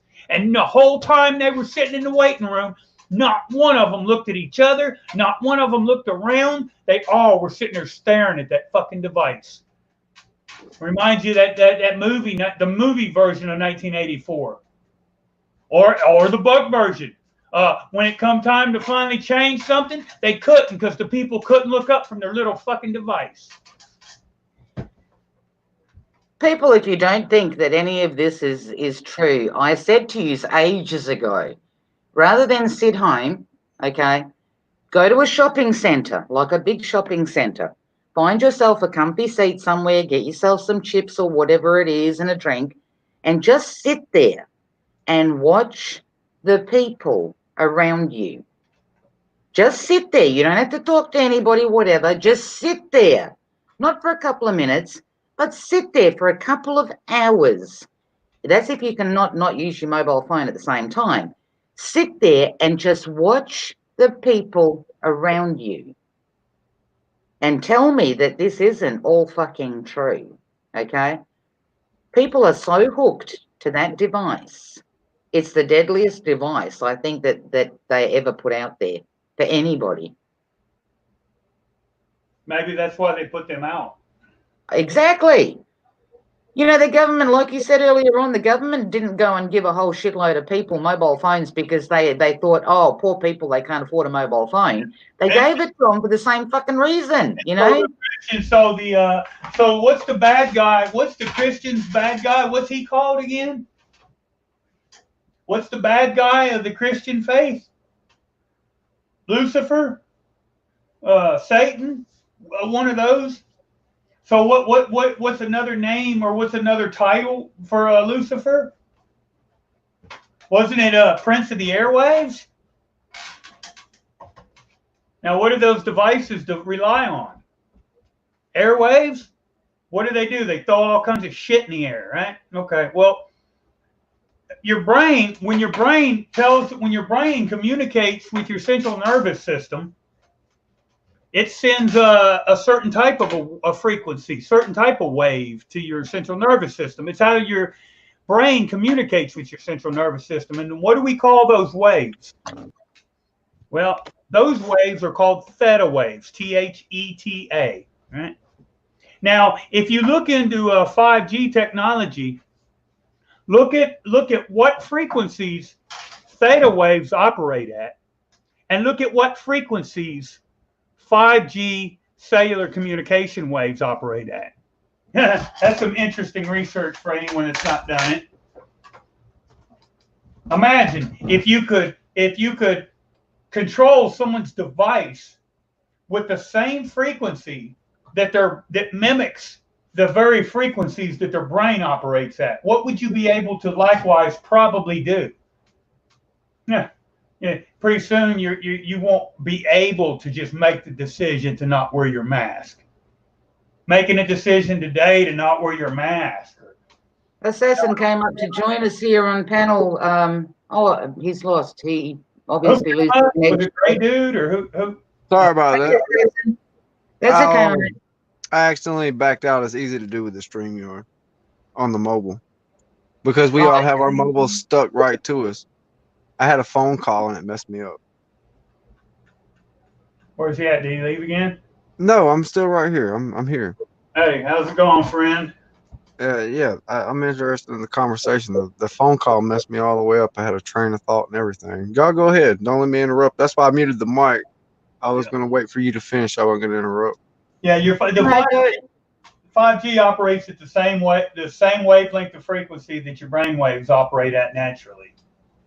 So when your 5G is when that's fully recognized internationally, you won't really, if they don't want you to think something, for them to alter your perceptions or alter your thoughts, they've already got the technology to be able to do that. All right, that's a good point, and I want to continue off that point if you don't mind. Yeah. So be it. You're born. Human beings are born as your mind is an unprogrammed computer at birth, and once you're born, you only know what you learn from other people or your surroundings. You only know what you're shown or what you're taught, and the only way you can learn is by your five senses. Even if you're blind, like blind justice, if you're blind, you can still learn by your sense of touch. Your five senses is your source of learning, and you use your five senses, and it goes to your brain, and that's your hard drive. Your brain is an unprogrammed computer, and you only learn what your five senses pick up. If you never run across an experience, then you don't know about it. And that's what the internet's brought to people. But what a lot of people don't understand is they are unprogrammed computers, and they only know what they're taught. And nobody wants to say, well, a lot of people grew up with the TV, and they trust the TV, and they've worshipped the TV. That's what they've done all the time. They try to finish their work so they can get home, sit on their ass, and watch fucking TV. And it went from, it started with the radio, though, and the newspaper. Went from the newspaper to the radio to the TV to the internet. And that's the indoctrination is solid. If you don't know what propaganda is, then you're susceptible to it. And there's a lot of people that trust in the TV, and if you say anything bad and you tell them the news is fucking fake, these motherfuckers can't fathom that shit. But Exactly. the fact of the matter is once you mix a lot of truth with a lot of lies, it's hard to tell the difference. And when you trust the TV and you love that shit so fucking much anyway because you grew up with it and that's your outlet, it's nobody wants to hear anything bad about them. You know what I'm saying? I don't want to hear anything bad about my friends, so I would like not to believe it off the get-go. I'm already biased. You know what I'm saying? So that's what's happened to people with indoctrination and electronics and shit. And you got a point where the government gives, if you can't afford a tracking device, we will give you a tracking device because it's worth it to us to track you because there's money in this shit. They won't. Exactly. If you're hungry, they won't give you no food, but they'll give you a free phone and free data for that phone. Right. And people don't mind being tracked. They know that they don't even look at it as a tracking device. They just look at it as I'm turning on my location so I can access these awesome features in this fucking bullshit app. You know what I'm saying? Right. I need to catch this Pokemon, so I'm going to turn my fucking location on, and I don't care where the information goes as long as I catch a motherfucking Pikachu. That's what's happening. That's what's happening. Facebook will load quicker if I turn the location on too, won't it? That's another thing too. I think it was Steelic that was saying in chat. He was saying it's funny that we actually call the mobile phone cell phone, and then you've got what the other device, which is a tablet. It all. I mean, who gives those kind of names really to those sorts of devices? Well, it's the same people that told you that gave you a television programming set and told you that every American would have one in their living room, and now today most Americans have 3. They told you when they put that television programming set in your home what they were going to do with it. They're going to program you, and that's what they've done. And here's what's so important about that. Another point about indoctrination and the television. Jesus, people just keep fucking calling. Another good point about the television indoctrination. That's why they put kids in school at 5 years old, because you learn. That's when you're setting the roots for the whole hard drive. you're formatting the disk. You're not just Yep. you're not just teaching a kid. You're formatting a fucking blank disk Exactly. that has access to a vessel, and this computer can move around. This computer can travel the earth. That's what's happening with your brain. Your brain's a computer, and it's processing information. And the And it has a Rockefeller Foundation was they're the ones that are behind you going to school. They when they first started applying pharmakia using medication-based sorcery worldwide. yeah. I knew you were getting into witchcraft. Yeah, they And wanted everybody to go to their school. So how do you go to some small mining community and you get everybody to go to their school? Real easy. They said, well, we're gonna take your family out of this community. We're gonna make you rich. You'll never have to worry about money again. and a lot of people You a go lot to of our people school. will think you're crazy for bringing up pharmakia and So witchcraft type look things at like that. the staff of Hermes. You've got your staff of caduceus But on your farm. people don't understand the power of their being, and you know the English language has spells all in it, and that's why they call it spelling. Yeah, English isn't. It's not even a language. That's what we speak when we speak English is a form of babble.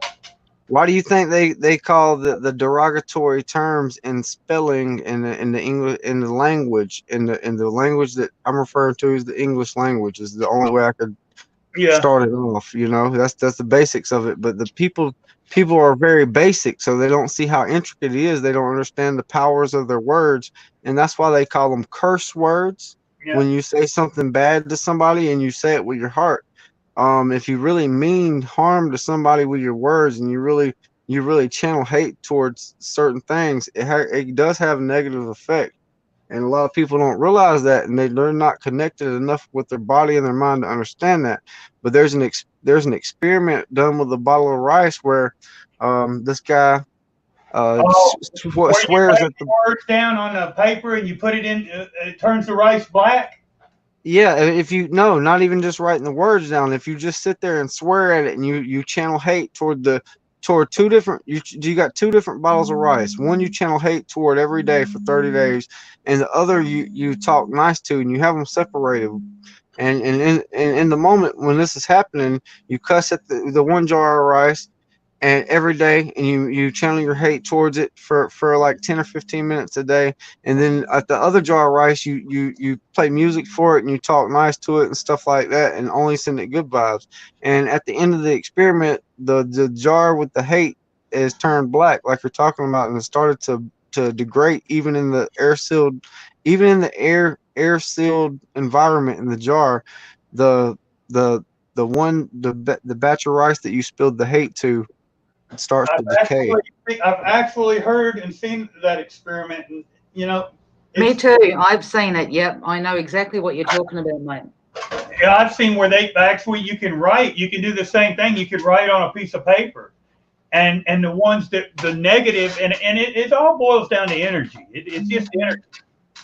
But you could write, and what you wrote on the piece of paper determined the outcome of the rice. Like the one, it stayed white for like 2 weeks, and then he had one that he wrote a bunch of real mean shit on it, and he put that in there. And that one, like the third day, it was turning black, and there were flies flying around it, and it had a lid on it and everything. And it's neat because energy is the only thing. It's the only actual existence that there is. You know, it's like we perceive the world based on a lot of different variables, but the only constant is energy. You know, energy, everything. Even Nikola Tesla said that you want to understand the universe, you had to first comprehend the energy and how energy works. Whether you're talking about energy in motion or emotion, it's all energy based. The things that rule us right now, they know full well the importance of energy. It's like look at the Church of Rome. Okay, well, first off, the Church of Rome they worship a god called Dagon. It's a marine deity, a fish god. So worldwide, they've got a lot of power. Well, if you look at your ley lines and you look at every single Roman cathedral, you'll find that they're all lined in alignment with one another. So if I know a certain day at a certain time, I'm going to have 1 million people chanting the same chant, that's going to make whatever chant that is pretty fucking powerful. And it's all about channeling energy and and then they direct that energy certain places. It's But just like if in the programming, if nowhere in the programming do you explain to a human being how to channel their energy and how and more you can't use what you don't learn. you got to And if you remember. don't never learn how strong your mind is, you won't never be able to use it. Yes, that's an exactly. And people have no idea how actually powerful they can be in themselves if they only took the time to know themselves. Everything, I mean, through life, when you stop and look, everything that can bring a person to that point to realize how much power we actually have as an individual, everything has been turned. Oh, you can't go there. That's not good for you. You can't empty your mind. That's not good for you. You can't sit in silence. That's not good for you. You know, you're going to provoke the devil. No, you're not going to provoke the devil. The thing is that when you sit in silence and you actually concentrate on yourself, you get to know who you are. You get to know what you can and cannot do and how much power you actually have. They don't want us to know that. And the reason being is because if you control the knowledge, you control the power. And that's simple as that. And there's going to be people that are that are greedy for power, they're greedy for control, they're greedy for wealth, they're greedy for lots of different reasons, but there are people that do have more control over what happens. You got to understand there are some very powerful people in this world, and we're not necessarily at the top of the chain by a long shot. Exactly. We're definitely not at the top of the chain. We're all at the bottom, mate. We're all at the bottom, struggling to get up. And this is the thing. There's just so much hate and divide, and they know that if they keep the hate and divide going, that's why there's so many categories on everything. There's always two sides to everything because it promotes the hate, it promotes the divide. I don't want to be at the top. I just want my position in this universe to be as respected as any other position. Now, whether that position is at the bottom, whether it's at the top, I'm okay with being whatever the fuck it is I am or am not. I just want whatever it is that I am or am not to be acceptable to the universe around me. You know, I mean, somebody wants to be rich. They want to have it all. I'm okay with you being rich and having it all, but I'm not rich. I don't have it all. And as likely as I am to be tolerable of the person's quest to have it all and be rich, they should likewise be tolerable of me not wanting to have it all, not wanting to be rich. If you want to measure your success by material possession, then fine, by all means. But it should be okay if I don't measure success by material.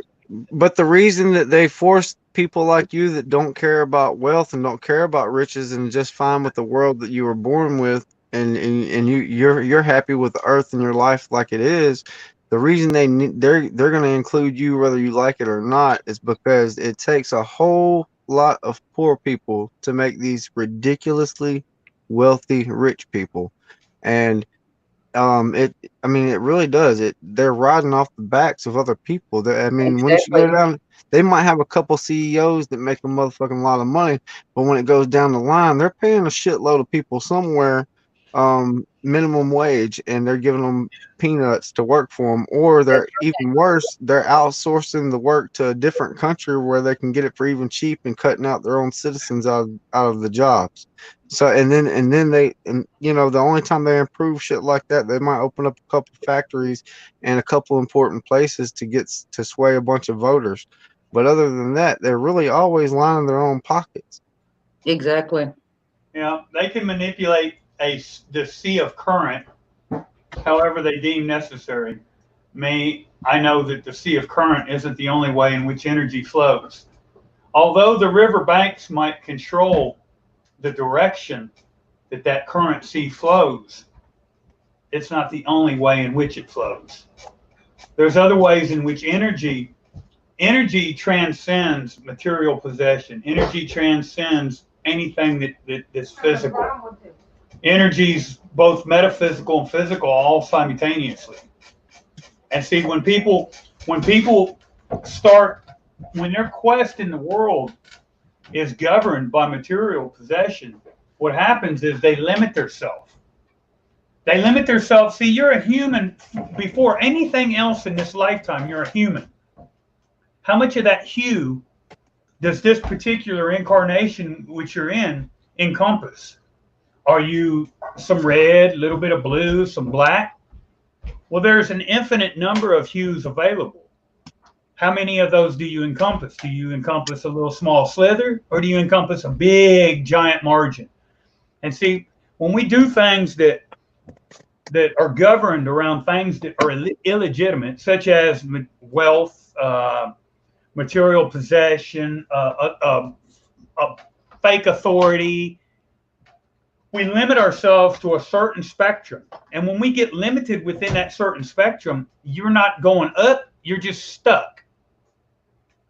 And, you know, and all of that, that's where free will is again so important, because see, every time you make a choice, if you could live a perfect life, perfection would be a flat level line. But we don't. We if you look at a sine wave, we go up and down. Because when you make a choice, there's an infinite number of worlds in which that choice was good, but there's also an infinite number of worlds in which that choice was negative or bad. You're responsible for both every single time you make a decision. That's why our choices are so important. More importantly than choice, though, is the world that we're creating. You see, that what's the difference between being alive and dead? The difference between life and death is your ability to create. Once you're dead, or you're inhumane, or meaning you lack humanity, you lack hue, meaning no color, you don't have the ability to create no more. That's why I always tell people, I give them the example of when you're asleep. When you're alive today, you remember all about today. You went out and you slaved for $1. You spent that dollar on this. You got this. You did that. You remember everything to a T. But if I was to ask you where you were at last night, you'd look at me and you say, "Well, I was nowhere. I was asleep." Okay, where'd you go? Well, I didn't go nowhere. I laid in the bed with my eyes closed for 8 hours. Well, that's funny. You remembered to not piss in the bed. You remembered to not shit yourself. You remembered the heart to keep beating. But anything else you just don't remember. So enough of you remembered to maintain your life function, but yet the important parts about your night you just were unaware of.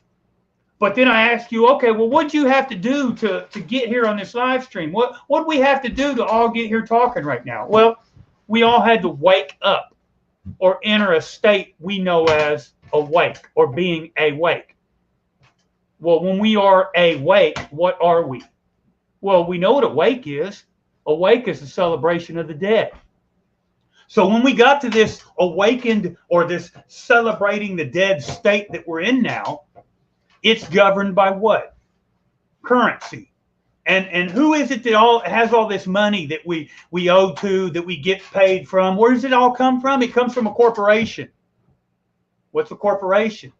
It comes from the word corpse, so we know there's something about that corporation that isn't living any longer. So all of this keeps us focused on the here and now. And we think of the here and now as so motherfucking grand. I think that this place that we're in, it's actually the worst. And that's why so much effort goes to making sure that this is what we perceive as being important. Everything, if you think everything you do in a day, it's all governed around what you do here, what you do now, what choice you made now, what choice you make in 10 minutes, what kind of car you drive, where you work, what your name is, who you voted for, what law got passed. But in all that time, if I asked you where you were last night when you were asleep, you still don't fucking know. You know what position your favorite ball player plays. You know every single thing about your ex-girlfriend. You know all about your boss. You know your favorite color. You get your favorite foods. You can tell me everything you ate this month. But you don't even remember what happened 30 minutes last night. Why is so much effort go into keeping us from not having knowledge of where we're at in those other times? Why is it that the most important part of my fucking life is the worst part of my fucking life? I say it's the worst part because I don't know how much misery I might have suffered last night when I was sleeping. I don't know. I can't tell you that. What I can tell you is I've had a lot of heartache today. I had a lot of heartache yesterday. I'll probably have a lot of heartache tomorrow. But last night, I don't know about the rest of you, but I slept like a fucking baby. It might have been hard. I might have went to some bad places, but it sure as fuck didn't seem bad. It seemed like it was pretty good. Matter of fact, when I did finally wake up, I felt refreshed. Now I'm sitting here, back's hurting, knee hurts, damn house is a fucking wreck, cats bitching, skunk whining, all kinds of shit's in disarray. But when I was asleep, I slept like a little baby. But what do I remember about the last 24 hours? Oh, that's right. I remember this last 8 or 9 hours of it. The time when I was awake. Because that's what's really important. The waking hour. I don't know. There's something to be said about the time that we don't remember. Heath, I'm going to leave you for 2 seconds. If you don't mind, I need to go powder my nose. Yeah. You could go you porch pisser. I'll be back in a minute. If we look at why so many cultures focus so much of their teaching on times that we don't know of. Could those times be whether we're thinking? Look at Christians, for instance. They've got an entire doctrine that is based on a story, an allegorical story, his story or history, however you say it. It's all allegorical, and what that allegorical story is based on what? A lot of stuff that we don't in the time that we're in right now, we don't know and we don't comprehend. We don't even think about it. That's why we look up, and it's rare that I find people that even comprehend what they see. They look up and they see, I see some stars, I see an airplane, I see this and that moving, and they don't give it any more thought. As within, so without. Until we can get to a point where we're able to look within, I don't think that any of this world that we're actually in makes any sense to us at all.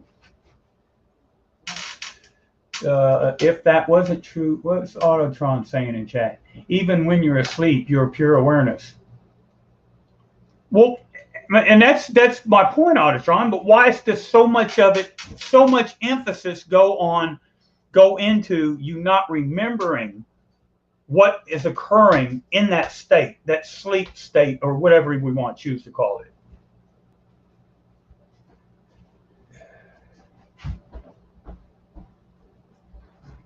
So much goes into this time, like now, when we're so-called conscious.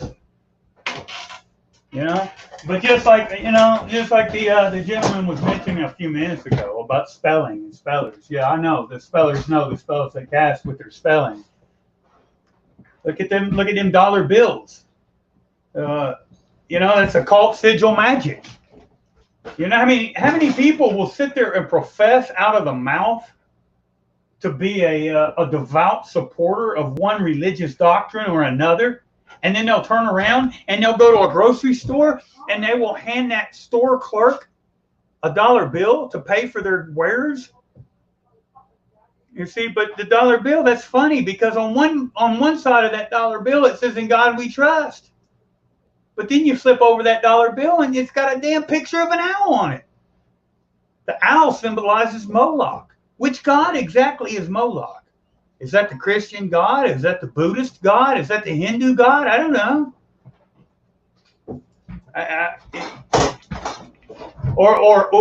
Another one that gets me is when people pray and they say amen, when they close out their prayer with amen. Huh. So, like the Christian says that they have in their commandments. There's that one commandment: "I am the Lord thy God; thou shalt have no gods before me." But then they turn around and they say all their prayers and they close them out, offering that prayer to a sun deity. That's funny. It's always not funny to me. It just doesn't seem to make sense. And then when you try to further question, look at the people that you're not allowed to question and look how they respond when you question them. It's just mind-boggling. I think Terrence McKenna painted it best. He said that none of us know jack shit about this place. And the best guesses are lies, you can be sure of it. And I think that's true, too, for so many reasons. Absolutely. I didn't know my ass from a hole in the ground. But I'll tell you what, if you were to tell me that pigs might fly out someone's ass, I'm gonna grab a blanket or a towel and cover up so that I don't get nothing on me when they do. Because that shit is possible. Yes, pigs can fly out of people's asses. Now, I've not seen that one personally, but I have seen some pretty fucking trippy shit. And hasn't no one yet come up with even the vaguest fucking explanation that sounds logical or reasonable at all. No, the Christians, the Buddhists, none of them describe some of the shit I've seen. They just look at me like I'm stupid and try some fucking half-ass attempt at telling me how my faith is either too strong, not strong enough, or strong with regards to the wrong deity or that. Billy Idol has a song called "Eyes Without a Face." I have to listen to that. Is time not the deception, though?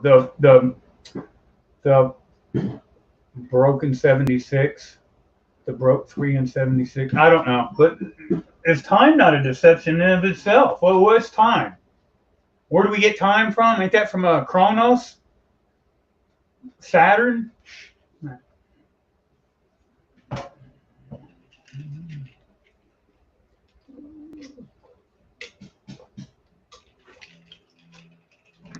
You know, it's funny though, like when you look at when I look at all of this, I mean, I'm, like I said to you guys before, I'm binge watching that TV series at the moment, the 100.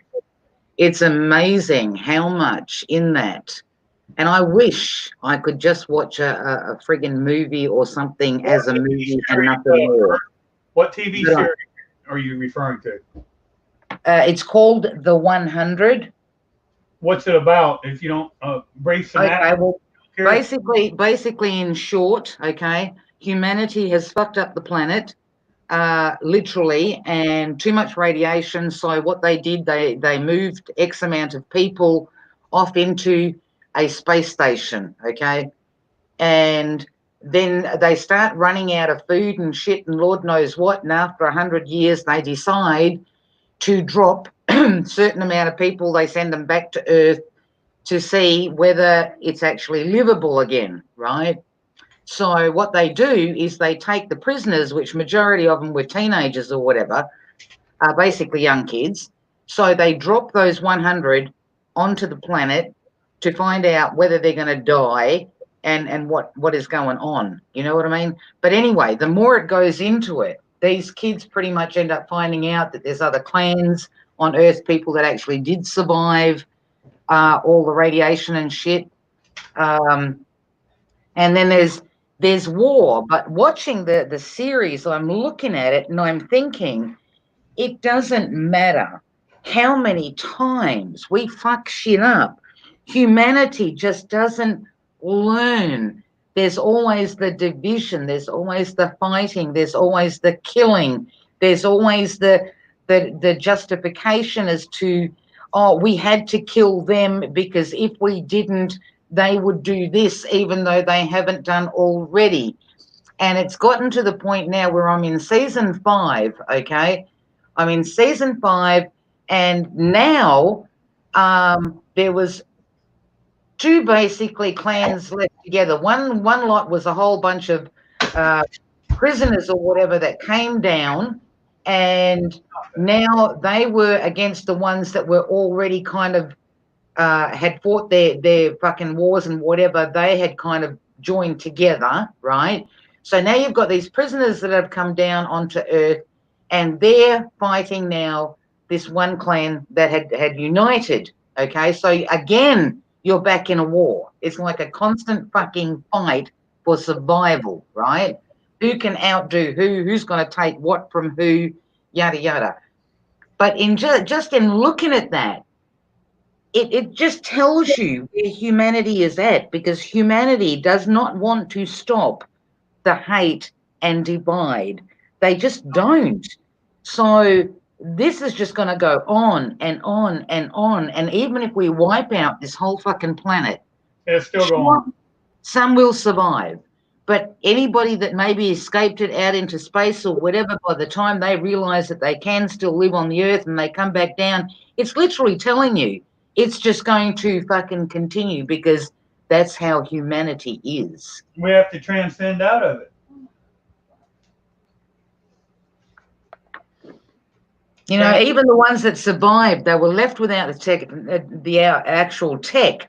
They were left without the hospitals, so they had to go back to the herbs and whatever that they obviously could find in the bush. They went back to the spears. They went back to the knives. They went back to all of this. There's no fucking tech. You know what I mean? Yeah. And even on top of all of that, you still, you know, the others come down, they've got the medicine, they've got the guns, they've got the da-da-da-da-da, and there's never a fucking moment where they can actually get together and say, well, fuck, there's enough space for all of us. What is the fucking problem? Well, I think we're the problem. Exactly. That's right. It's always been, people have always been people's biggest problem. And rather than accept and acknowledge that, there's always, that's where the idea of blame comes into play. Because rather than acknowledge that I'm the problem, it'd be so much nicer and so much easier if I can find a way to say you're the problem. Well, that works in an existence in which there are a me and you. But in actuality, just like I've said in other times, there's not a me and you. There's only me. There's only ever been one. You know, people don't ever look at it from a grand scale. If you look at, imagine all the planets being cells that make up every planet in every fucking solar system is a cell of one big large life form. And each of those cells has a nucleus, right? So let's say, imagine that the moons of all them solar systems are the nucleus of all those atoms that make up all those cells that make up that one life form. No matter how large we go and no matter how small we go, isn't it, there's only ever one. People don't ever, do we ever look at Earth as a living, breathing entity? As its own sentient being? We don't ever look at Earth as an organism. We always see Earth as, well, we're just on some lifeless fucking rock and we're the life on that lifeless rock. We don't ever see Earth as being a life form, you know? And if Earth was a life form, then what would we represent on that life form? You know? I mean, are we, because we ourselves are living. Yeah, like Auditron says, you know, I mean, people forget. Well, it's not even that they forget. Majority of people don't even know that we are a part of each other. Everything, every living thing is a part of each other. Every living thing. Yeah. People forget that, So if you think that, I mean, hey, I've told you people, when I snapped a branch off out the fucking front, and then all of a sudden all this red stuff starts coming out of the said wound, oh my God, I wanted to fucking cry. I wanted to fucking cry. I have not touched that plant since then, okay? To me, when people laugh and say, oh, you go out the front and you hug your tree or whatever, you're a tree hugger, I show my plants love. Yep. Because after my experience, right, after my experience, I didn't see anything. I didn't see flowing rivers like I've said to you people before. It was all about the feeling, the total and absolute contentment. There is not a word in any dictionary on this earth that could possibly describe the shit that I felt when I went to where it was that I went. I realized then I am a part of everything. Every living thing is a part of me. Which goes back to the rice factor. If you're going to keep yelling at one another, you know what I mean? Look what happens to the rice that you yell at, the rice that you abuse. It's the same fucking crap, and they know this. That's why they want everybody divided. They want the hate to continue. They want all of that because it breeds fucking nothing but self-destruction. That would give a lot of credit to the we're in hell already argument, wouldn't it? You ever thought about that one? The fact that we're already in hell, that this is in fact hell? Oh, listen, I see this place as one of two things. Either we as souls get to choose to experience this, or we are sent on a mission to pretty much learn. And I think it's up to every individual to find out what it is that we are supposed to learn. And I really think that it's not hard. I think it's extremely simple. Something that the majority of people overlook. And I think it all comes back to the fact of just realizing that we're a part of each other, that without love, okay, and without kindness and compassion and understanding and all of that, we're always going to be at war. We're always going to be at fucking war over one thing or another. Which is why I say to people, your answer is not without, it's within.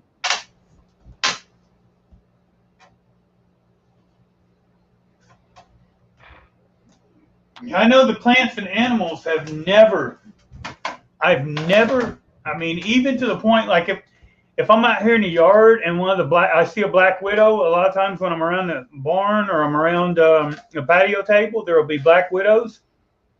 I'll pick them up and I'll relocate them. I've never had any worry that one would bite me. I don't feel like they would be a problem. Same could be said. I got the skunk, raccoons, any animal that I've ever been around. I don't have a problem with them. Now, people, shit. Most people, if I would ever fear that I would ever have a problem with anything, it would be from a person. It would never be from a plant or an animal. And I didn't, ever since I was a kid, I remember thinking like, damn, why are the animals so nice to me and people so fucking evil? And now I'm older and, it's always been like that, So it's humans have, I don't know. I don't know. Heath, many, many moons ago when my parents were heading towards Australia, right? Because my dad had an uncle here already. And he pretty much said, come out to Australia, yada, yada. Hence is why the family moved to Australia. And somebody had said to him, somebody that had travelled, they'd been to the United States, they'd been to different places and whatever. And the advice that they gave my father before we actually came to Australia, because obviously, you know, we had heard that, or not we, because I was too little at the time, but, you know, they knew that Aboriginals, black people were there, yada, yada, whatever. And the man said to my father, he says, do not fear the black people. He said, fear the white ones. I can believe that. That was his advice to my father before we actually moved to Australia. And do you know that through life, when you have a look, like I grew up with Aboriginal people, my father used to hire them on the farm when, you know, we were doing shearing sheep and this, that, and the other. I've never had a problem with those kind of people, in the sense of, I mean, if I look at the dramas that I've had with so-called white compared to the Aboriginal folk, yeah, the scales tip for sure. But that was the advice that my father was given before we came out to Australia, is there's nothing to fear from the black. He said, be careful of the white. They've definitely had a chip on their shoulders. I mean, I look at Asian society, right? And other cultures and whatever nationalities. I mean, they're all for looking within. They're all for finding out who they are, what they can do, what they can connect to.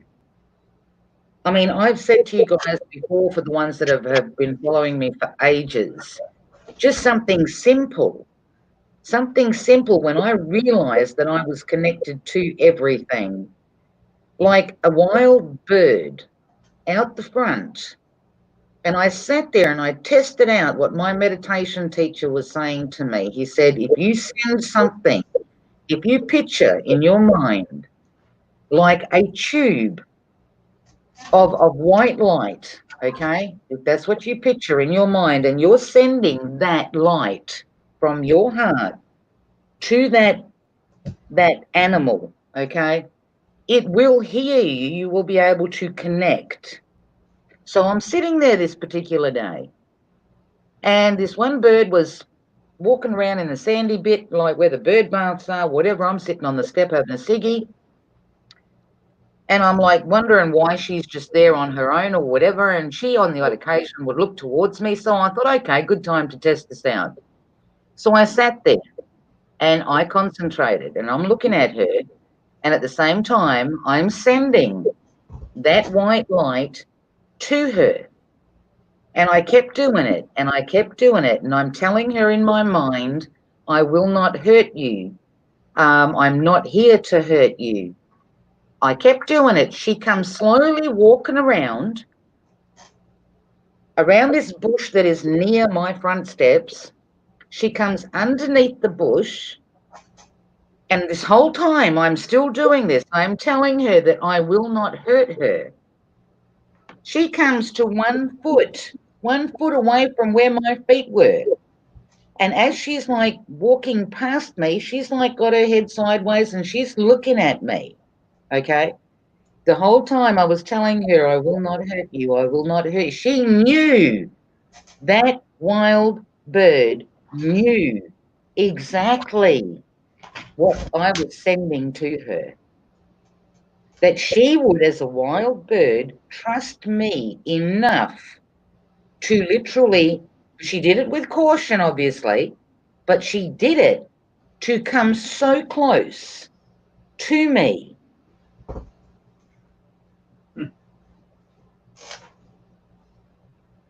So I know we are connected. Everything is connected. Everything is connected. I know when I go out into my garden, I will touch every one of my plants as I go past, whether I'm weeding or whatever. I'll put my hand on the trunk and I'll hold it if it's like one of my potted plants, and I'll tell it that I love it. I'll tell it it's beautiful, and if it's got leaves coming out or fruit coming out, you know, if I eat the fruit off it, I thank it for the fruit that it provided to me.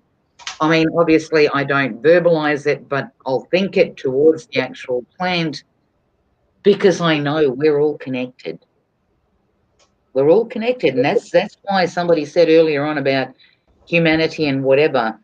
Unless people fucking come to the realization that we're all connected. Well, things will show up when you think about them enough. Things will happen when you think about it enough. Yeah, and that's true too. It's in there. And what's really funny is when you're sitting there and you're so happy, you got a package in the mail, and you're so fucking happy, and you ain't even got a chance to open up the package, and somebody calls you and they're like, "Hey, I heard you got a package today," and you're like, "Wait a minute, what the fuck? I didn't tell nobody about that package. What do you? And then before you can even figure that out, your phone, the call waiting thing goes off, and it's somebody else. Hey, I heard you got a package. And all of a sudden, there's like 100 people done heard you had a package, and you're like, what the fuck? Wait a minute, how did you? Yeah. Hello, Jacob. Everything's. Hello. Who are we talking with now? I heard a hello. Oh, shit. Oh, it's not. Wait a minute. It's. There we go. Whoa, that's all giant. Hey, you sound different. Or you look different. Yeah, I've got my hair's all wet right now. No, I mean the name is a little bit different than what I'm used to seeing. I couldn't come up with anything, and it was reading apophyllite tonight, and I was like, "Well, that's not accurate." So I couldn't come up with anything, and I saw PO, so I typed box. PO box. Well, and now she's got to switch me to the other side. Can she do that? Then you'll have to change your name to like, I don't know, a number. I don't know what would go in the middle of that. We kind of fucked that up a little bit. Yeah. What should I change my name to? Let's see. Oh, wait a minute. That's not the right thing. So how y'all doing? How's it going, Perth? Doing good. Doing good. We're just talking about one thing or another, talking about life, talking about, the masks and the COVIDs and the yada yadas and, anything and everything, whatever people want to talk about, I guess. We're not talking about salsa because we don't have any. Oh, man. I'm almost I've been getting peppers and I don't have any tomatoes yet because I put everything in about 2 weeks late. So I'm about 2 weeks. I just got a tomato last night. Yeah. But anyway, yeah, we're getting close to salsa. So there we go. How's that name for you? PO box. COVID NPC 19.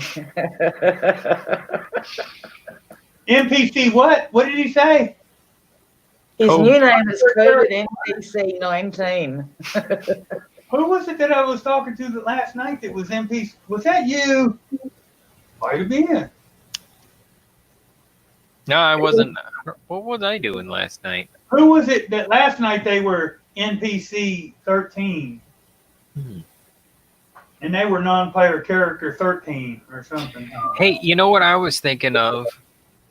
Usually, when I think of like eating outside at a family get-together, I think of it as less sanitary than eating inside. Why? Bugs, flies, that kind of stuff. But then again, a lot of like outside eating at a like family get-together is usually buffet style. So, but that's good for the immune system, I mean, look at all those children that sit on the ground and they get given a biscuit and the biscuit gets licked by the dog and it gets dropped in the sand and the child picks it up and eats it anyway. You know what I mean? That's good for the immune system. Hey, children do not eat outside anymore. That was outlawed here in the States 10 years ago. Oh, but you know what, though? I remember that story, and wasn't the guy from Australia, he ate a slug on a dare, and the slug has like a 1 in 1,000 chance of having this disease, and it it had it and it paralyzed him. Oh, that's terrible. Yeah, and he slowly died over 12 years. It was I bet he feels guilty. Damn it! Of all the dares I could have took, and that's the one that killed me. Yep. Hey, I ate. You ever seen the Bahama? What are they called? Bahama Mama, or it's a pickled sausage. Tijuana Mama. It's a hot pickled sausage. They're like a reddish color. I ate one time. It had sat on a boat for like 3 summers in the sun. It was gray, and I was drunk. I had drinking quite a bit of beer. I don't even know. I think, if I'm not mistaken, the dare was, would I eat it for $1? And I said no, but I'd eat it for $5. Anyway, long story short, I ate it. It wasn't good. Don't do it. If any of you ever get any chance to do that again, don't do it. Just take my word for it. Don't do it. Turn it down. The money ain't worth it. It'll make you feel like shit for a week. Well, there was this dude. He was what's that place where the Gaza Strip is? That country? I don't know. Anyway, Israel? No, it wasn't Israel. It was the other one. And yeah, I think he was. Pretty close to there anyway. And he was over here on a timber framing thing, and we were talking. He's a nice guy, you know. And we went to Walmart, and I was like, hey, let me get you a donut. And so we went over to the donut case, and we open up the donut case where it's a grab your own donut, and there was fruit flies in there, and I was like, oh no, there's flies on them. Put it back. We'll get some of these box donuts over here. And he was like, what? Why? And I was like, well, the flies. And he's like, why does that matter? And so I explained to him, well, it'll make you sick, and not necessarily like, oh, I'm dying sick, but like, man, I don't feel very good today, sick. And so that's kind of like, that's why you just kind of try and be sanitary. And that was 10 years ago. In a lot of places, did you know a lot of places, when you go to when you go to your produce section to buy your fruits and your vegetables, if they don't have a bite mark on them, or if they don't have a place where it's been eaten off of, they are picked last, because most people are under the idea that if a bug won't eat it, if a bug won't bite off of it, it probably isn't very good. There's probably something wrong with it. And to the point that here in America, we're just the opposite. Whereas if you go to a lot of places and they've got their fruit that has been bitten off of, or that has a bad spot, it actually gets a higher price at market than ones that don't. And ours, we're just like the complete opposite, to the point that if an apple has a bruise on it, we won't buy it. If a banana has a brown spot, we won't buy it.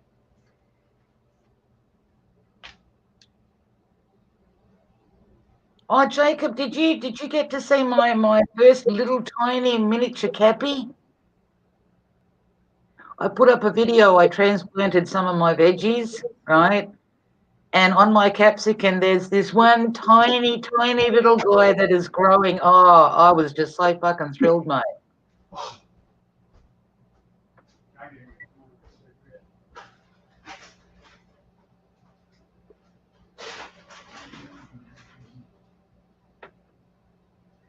Oh, by the way, all my plants, for those that actually watched that video, they have all taken. I was muted. Nothing. I know, but I was lip reading. It's okay, Jacob. I was lip reading. Oh, but that's all right. He's muted. He's stuffing his face, but I can lip read.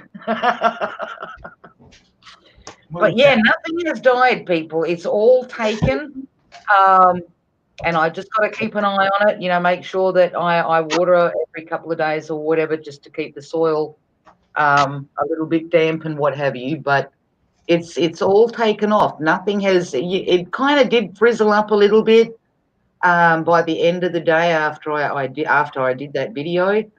But I knew, that was meant to happen. Things, the leaves kind of go a little bit sort of, sluggish and whatever. But yeah, it's all looking good. It's picked up, and I'm stoked. That's great. Like I was saying, I have it on my list to cut and send you and Jeanette a gem, and I got it on there to send you some plant food too. And the other thing I said was that I set up my hand faceter yesterday, so that I can get back to cutting some gems to send out, because my other faceter, I'm having trouble getting that ultra glass polish, and I have the laps that'll put the glass polish on it.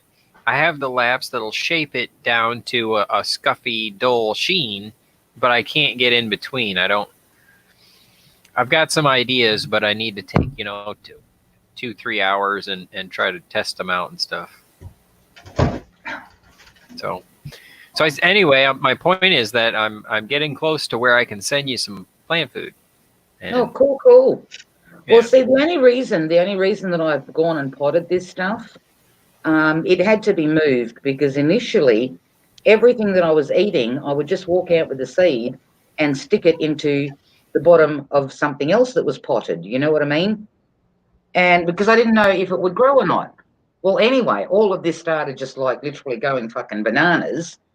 But I'm not sure. I've got a small section of lawn out the back, probably 2 meters by, I don't know, 6 meters, 7 meters, which I had for my dogs, so that there's some lawn there.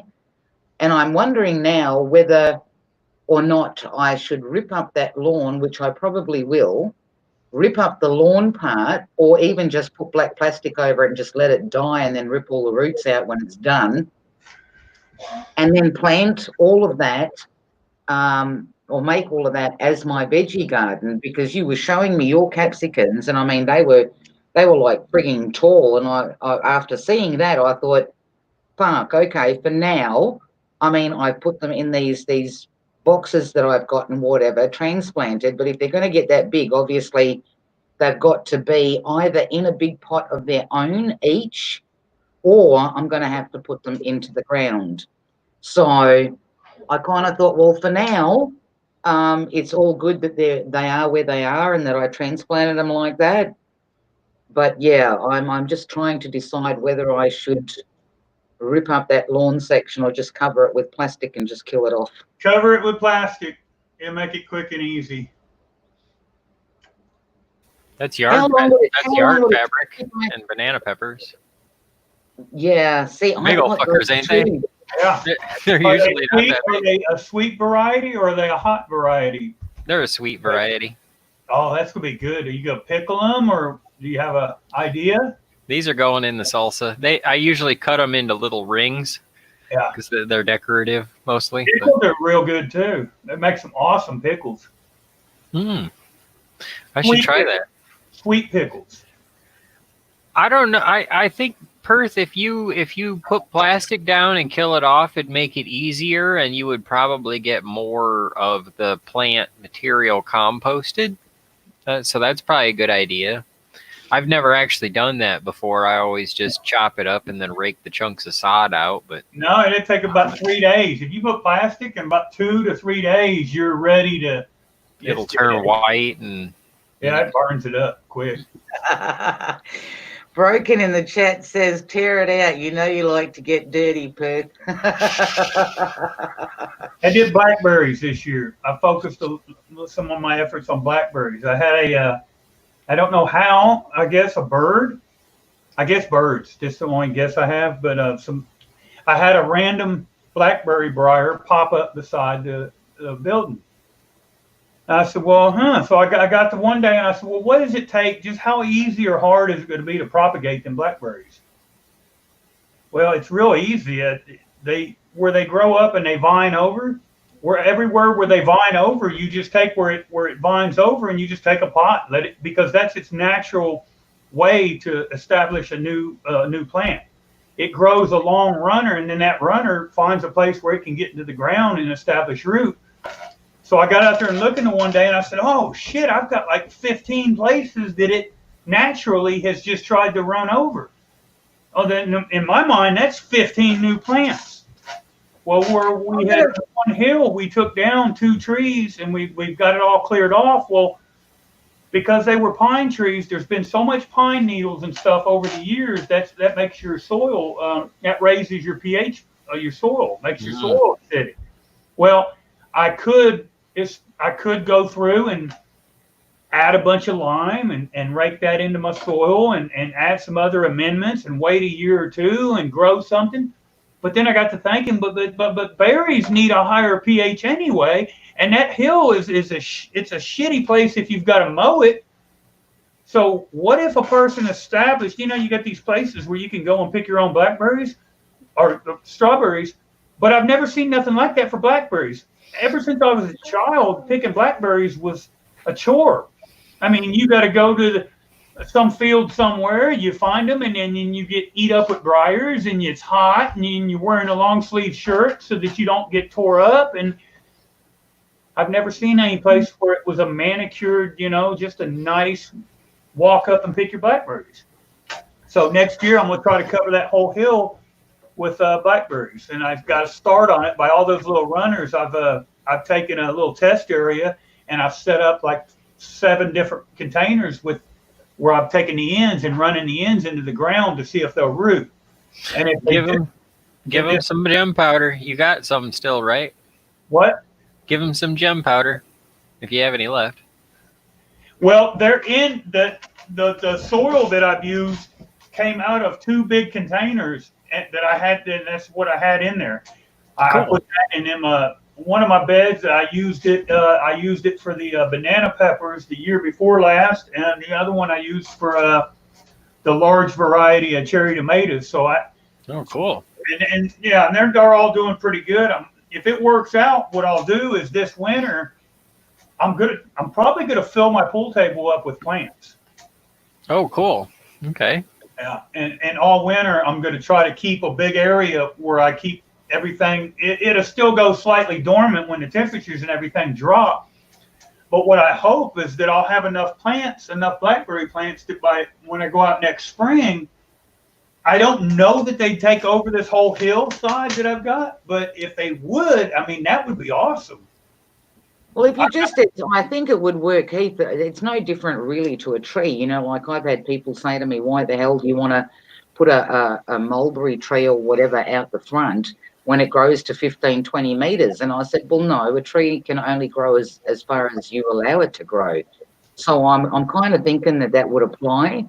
You know what I mean? If you keep hacking it back and controlling it, it won't overtake anything. A trellis. See, my idea was a trellis.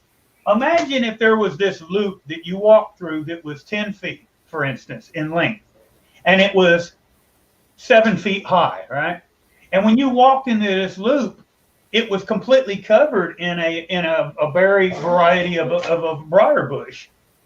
You wouldn't have to worry about the briars because you would just be picking on the outside of that area and on the inside as well. And you could just walk through that loop and pick your berries.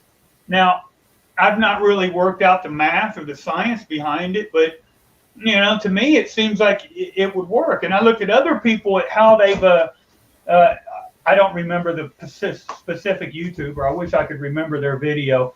I thought, like with the propagation, I thought it would be really hard. And he did it really easy. He goes out every year, and what they do is, because your first year is when you've got those runners start establishing themselves. Those are the ones that you'd want to propagate. And what he did was he just took it everywhere where it made a runner, he put a pot beside it. And he let it grow into the pot intentionally, and it's established root. Well, then those new plants become next year's whatever crop. Mm-hmm. And I'm just going to let it take over. I don't know. I got a handful of blackberries, which that doesn't seem like, that's nothing by most standards, but it's a start. The handful that I got of the ones that I grew, that I watered and made sure that I paid attention to, they were substantially larger than our wild blackberries. Here in this part of the country, it wasn't good this year. We didn't get enough rain. They're tiny. They didn't get big, and because they didn't get enough rainfall, they weren't very sweet. They didn't get very developed. If I could encourage that, I've got a question for you two guys. There's one thing. I mean, I've been pretty lucky so far. Everything that I've eaten that I've taken a seed from, even though, like I said, I have forgotten where I've put certain fucking things, and it's turned out to be a surprise plant, right? But everything that I've been eating, I've been just chucking into the soil in a pot that already has something in it, right? Yeah. The one thing that has not fucking grown, and I'm really pissed off because I love eating them, is cherries. do they have to be winterized? Well, see, that's the thing. I'm not one of those that looks at summer, winter bullshit. You know what I mean? Some things have to be winterized. So some things they require that process. And I don't know about cherries. I've never done the research on a cherry. But if it is, for you to winterize it would be as simple as take a cherry pit, wash it off real good in some clean water, wrap it up in a wet paper towel, stick it in a baggie, and put it in the refrigerator and forget about it. So how long do they stay in the fridge? Huh? How long do they stay in the fridge?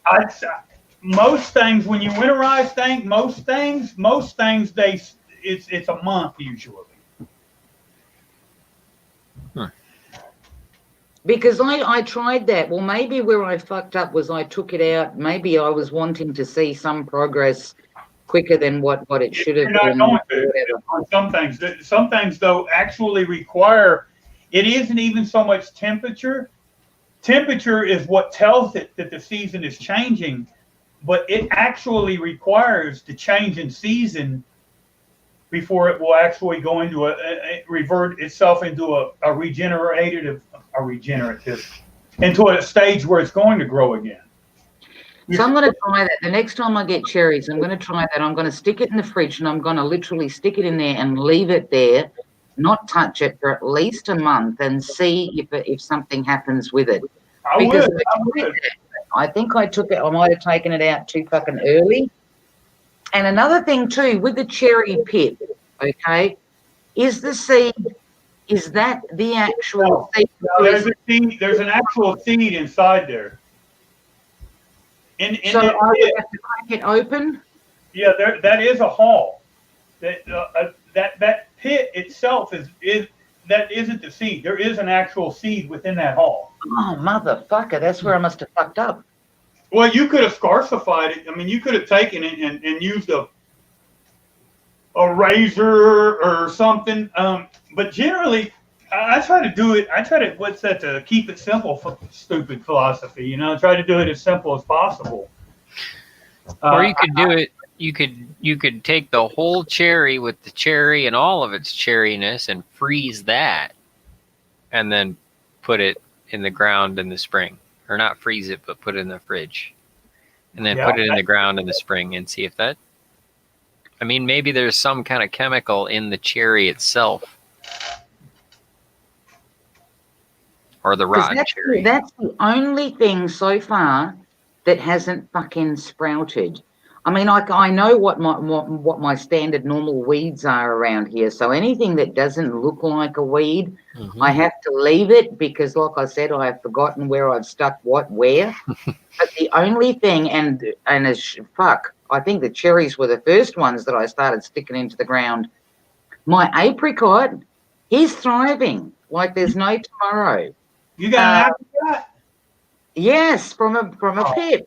Oh, that's awesome. What'd you do? You just put it in the ground and it just... Dude, I just took the seed out of it. I smashed, because I ended up having a few, right? And because this is where I actually learnt this was on the avocado. Was it the avocado or no, not the avocado. Oh, you got an avocado too now? Yeah. Where the hell are you? You got all kinds of plants now? The fuck? On my mango tree, not my mango tree, but on my mango pip, because I looked at that initially and I thought, this can't be the fucking seed. And then I read you've got to actually peel that open to get the seed out. And that's how I got my mango tree going, right? So that taught me that not every stone that I see in a fruit or a pip is the actual seed. Maybe the seed is inside. So with the apricot one, I got a few of the bones and I hammered them open slowly to have a look to see what was inside. Yeah. And that's how I find whether it's the seed or not. But I Kind got of like a pot peanut. outside and it started growing, and then I transplanted him into a next size pot and he kept going. And not so long ago, I transplanted him into a big ass fucking pot. And since then, he's just green. He's just in his glory. Yeah, avocado sounds awesome. Hmm. Man, fresh avocado, that would be, oh, the shit I could make with that. I like eating them just on their own. I'll make toast, and then I'll spread the avocado on the toast, and then I put salt and pepper over the top and a little bit of garlic. Oh, it tastes That yum. does sound great. But yeah, I might actually do that. I might rip that fucking lawn up, either or rip it or cover it in plastic like you guys. Grass don't help nobody. I mean, if you had some cows that just happen to graze in your yard, then yeah, the grass might be convenient. But I don't have no cows or goats in my yard. Any grass I see, that's a bunch The of only shit. reason I had the grass was because of the dogs, because I had 2 little dogs and they would go out there and roll on it and yada yada and piss and shit and whatever. Any grass I look at, to me, I don't even like looking at it because to me that's like, oh shit, that's a job that I'm fucking slacking on. It's a chore that I've neglected. Every time I see grass, it's like, man, that's something I'm gonna have to cut or pay someone to cut. And yeah. Well, I'm looking at everything that I have in my yard now. I'm looking at everything that I water that I cannot eat is going to literally one by one disappear. Or maybe it won't. Nature. I'm determined to do this. I really want to get rid of everything that I can't eat. There's no point me having it anymore. Because I'm watering it for nothing. I'm just watering it to stay green, I get I'm not getting anything out of it. You know what I mean? So little by little, I want to literally pull out the things that I don't want. I mean, I've got like 50 potted plants out the side of my house. And obviously, because of all the drama that's been going on or whatever, do you know that I can't even sell a fucking pot? And these are green, beautiful looking plants. Why can't you sell I a can't pot? even sell it for $10. Okay. Why? Well, that's a part of the TI shit. You know what I mean? Other people can take these pots to their house and put them on Gumtree, eBay, wherever, and even just an ad in the fucking paper, sell them like there's no tomorrow. And that's on the first weekend that they're advertised. But do you You're think not I allowed do to. anything? You're not Mate, allowed to. for 3 years, I'm going to actually film a sign that I have at the front of my property. For 3 years, that sign's been there. And it's been there for 3 years simply because I always forget to move it, okay? But I've left it there. Yeah. And it says on there, shit for sale. Do you think that I even get a fucking phone call, mate? No. Not a one. Nothing. I didn't realize you had a sign out there. That's what your neighbors probably say. You mean Wait, does it? long? This is the first time I've seen that. I've got 50 fucking pots that I am literally going to empty out because I can't eat any of the stuff that's in it, right? I'm going to empty them out and I'm going to allocate a pot to something that I can eat, whether it be a herb, whether it be a fruit, whatever it is. So, yeah, that's kind of my intent. Even if I have to allocate... Cannabis. Are you going to grow any cannabis? Or, well, my surprise plant out there, people were looking at that and they were laughing. And I don't, see, to me, I had something that looked similar to a tomato plant just grow where I was living years ago. And my neighbor used to do a lot of weed because I could smell it over into my yard. Now, whether some of the seeds happened to fly over into my yard, but yeah, I was looking at this plant and it kind of looked like a tomato, but I thought... You didn't pull it up, did you? I've never planted tomatoes there, so we were laughing at it. We let it grow for a while, and we were laughing at it. And you come home one day and it was gone. Well, no. I think it actually got pulled out by the ex whatever. But yeah, because we were doing a lot of limestone work and shit and building walls and yada yada. So we just kind of obliterated it. But yeah, the surprise plant that I've got out there, I'm hoping that it's a nashi tree. Oh, what?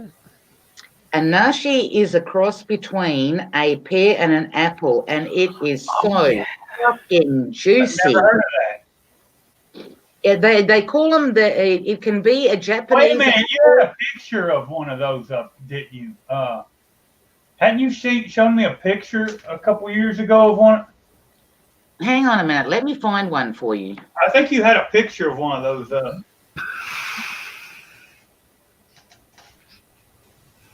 Let me find one for you. I'll show you what it is.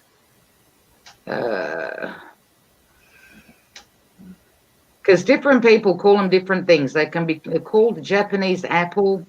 Here, nashi pear. Nashi pear.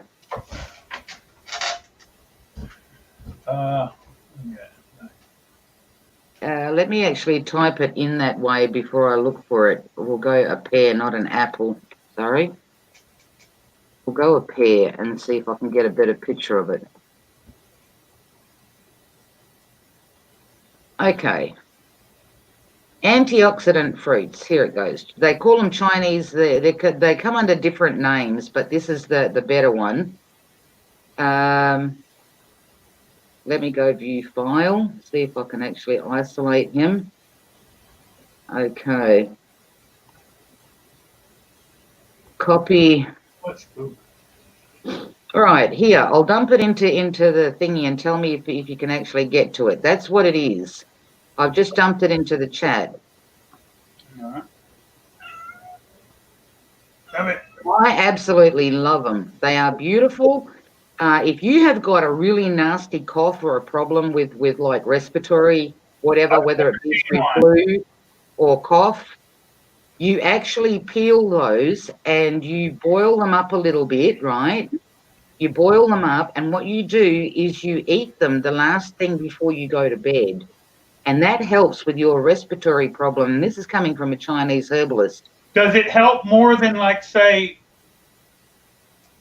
hot toddy or alcohol with a little bit of honey and a little bit of lemon added to it? No. When he said that to me, I was having problems breathing. And he pretty much said to me to get nashi. And he said, all you do is boil it up before you go to bed at night. He goes, just eat it as a stewed fruit, but don't overcook it. The juice you can drink, but it helps with cough, with flu, like where you have respiratory problems. It looks like a good fruit.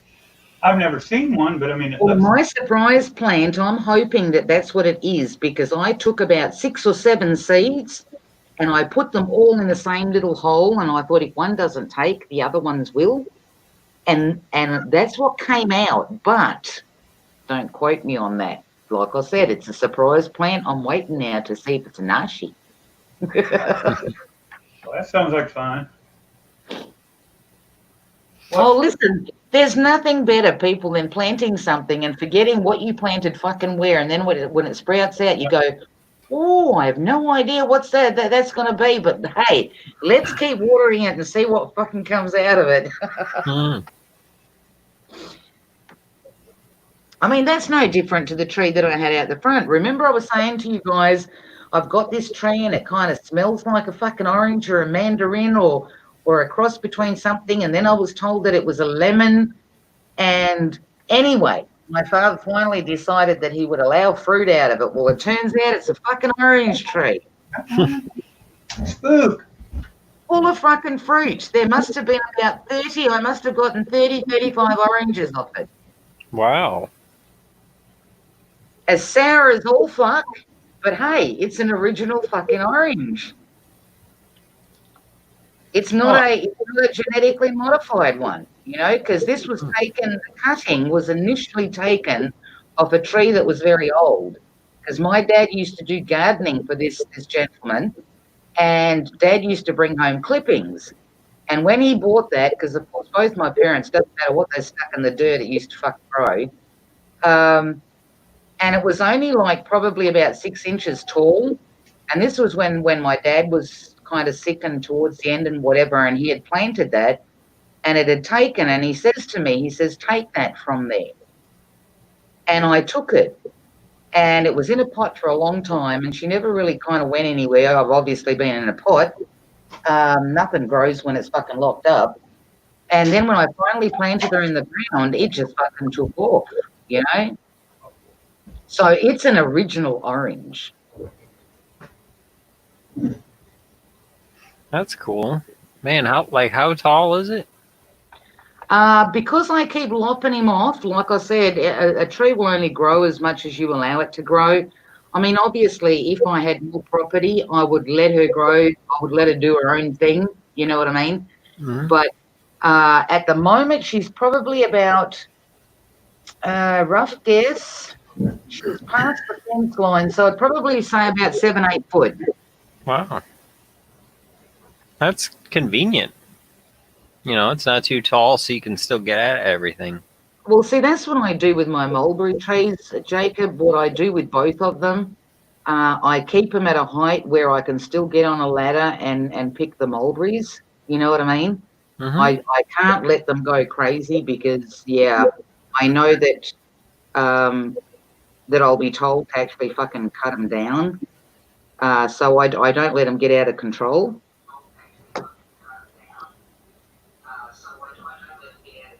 But yeah, I've got a shitload of fucking oranges. There's still some oranges hanging out outside.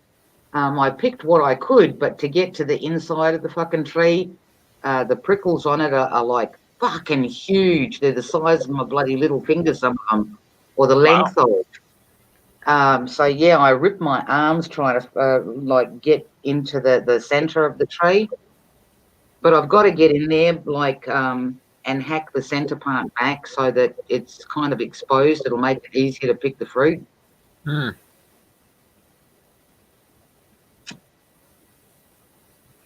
I kind of do that with my raspberries as they grow. I try to keep them organized so that I can actually get in there. Because they net together so much.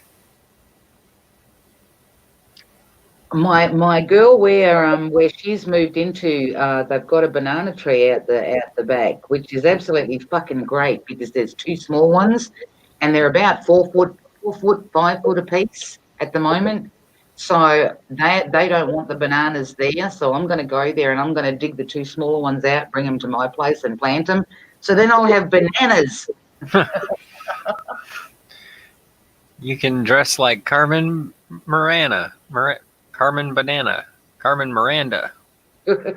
right? Yeah. I don't know. I'm sorry, Perth. After a shower and some dinner, I'm so sleepy. I think I'm going to call it a night. No dramas, mate. No dramas. You go do what you got to do. If I wake up in about 2-3 hours and you're still on, I will hop back on and tell you some jokes. How's that sound?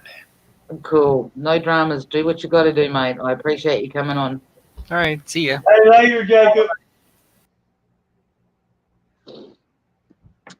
But yeah, it's fun, people. Like I says, you know, you don't need a shitload of fucking stuff. You don't have to go out and waste a lot of money. I mean, you guys in the States, for example, you can, when you buy your milk, I see that your milk comes in big ass fucking containers. Just cut the top off, put some holes in the bottom, chuck some dirt in, and whatever you happen to eat that night, if it's got a seed, stick it in the fucking dirt. You know? Whatever you eat, you don't have to go buy seeds.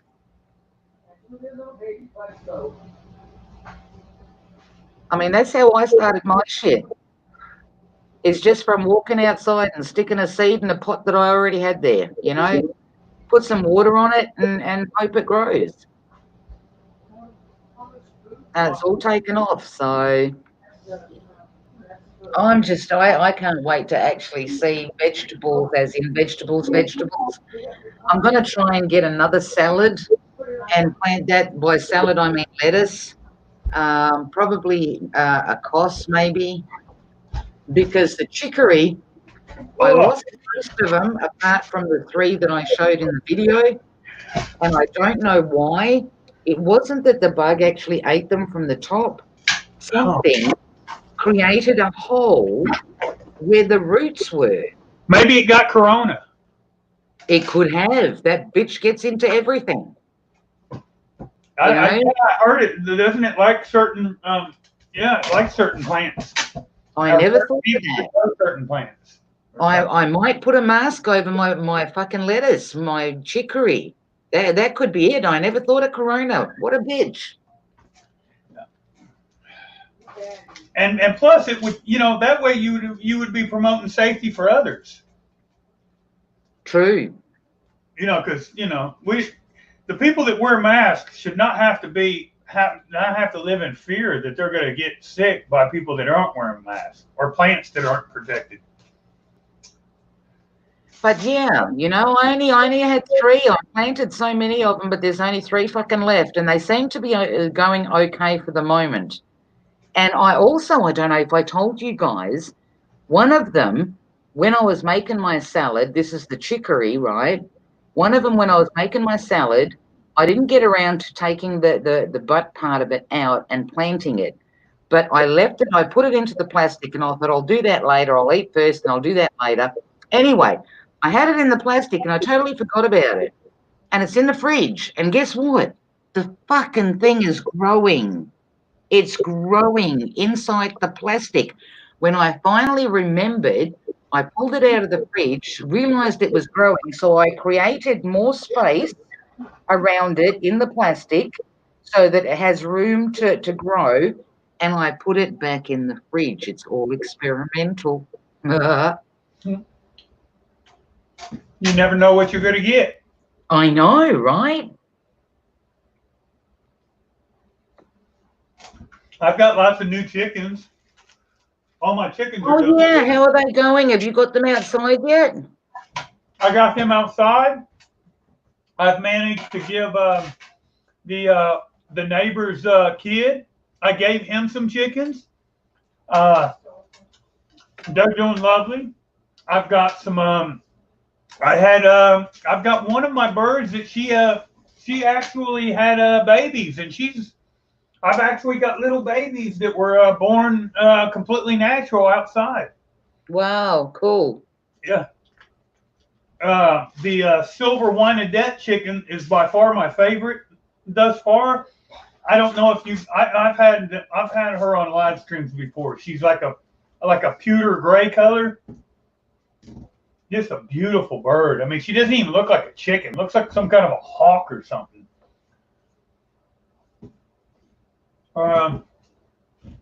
Hopefully I'll have quail come spring. I've got the place cleaned out for them. I just haven't actually got them yet. Yeah. I started looking again the other day. I'd given up on it for quite a while there, but I started looking again to see what kind of property is available outside of the city here and for how much and whatever. See, the only problem that I find getting any kind of property is the fact that most of these places have this so-called fucking rule where if you purchase property, it's not like you can just pitch a tent or a caravan on it. You have an extended period of time where you need to build, per se, a house. And that's the part that really is pissing me off, and that's what I found out when I was actually researching for a couple of years and wanting to move. This is going a ways back now. But I started looking for property again. I thought, even if I can find something that's just, a couple of acres or so, but I need to find a place where I can actually park something on it and live out of it, rather than be there a time period of, where you have to fucking build a house on it, Well, you could move to America.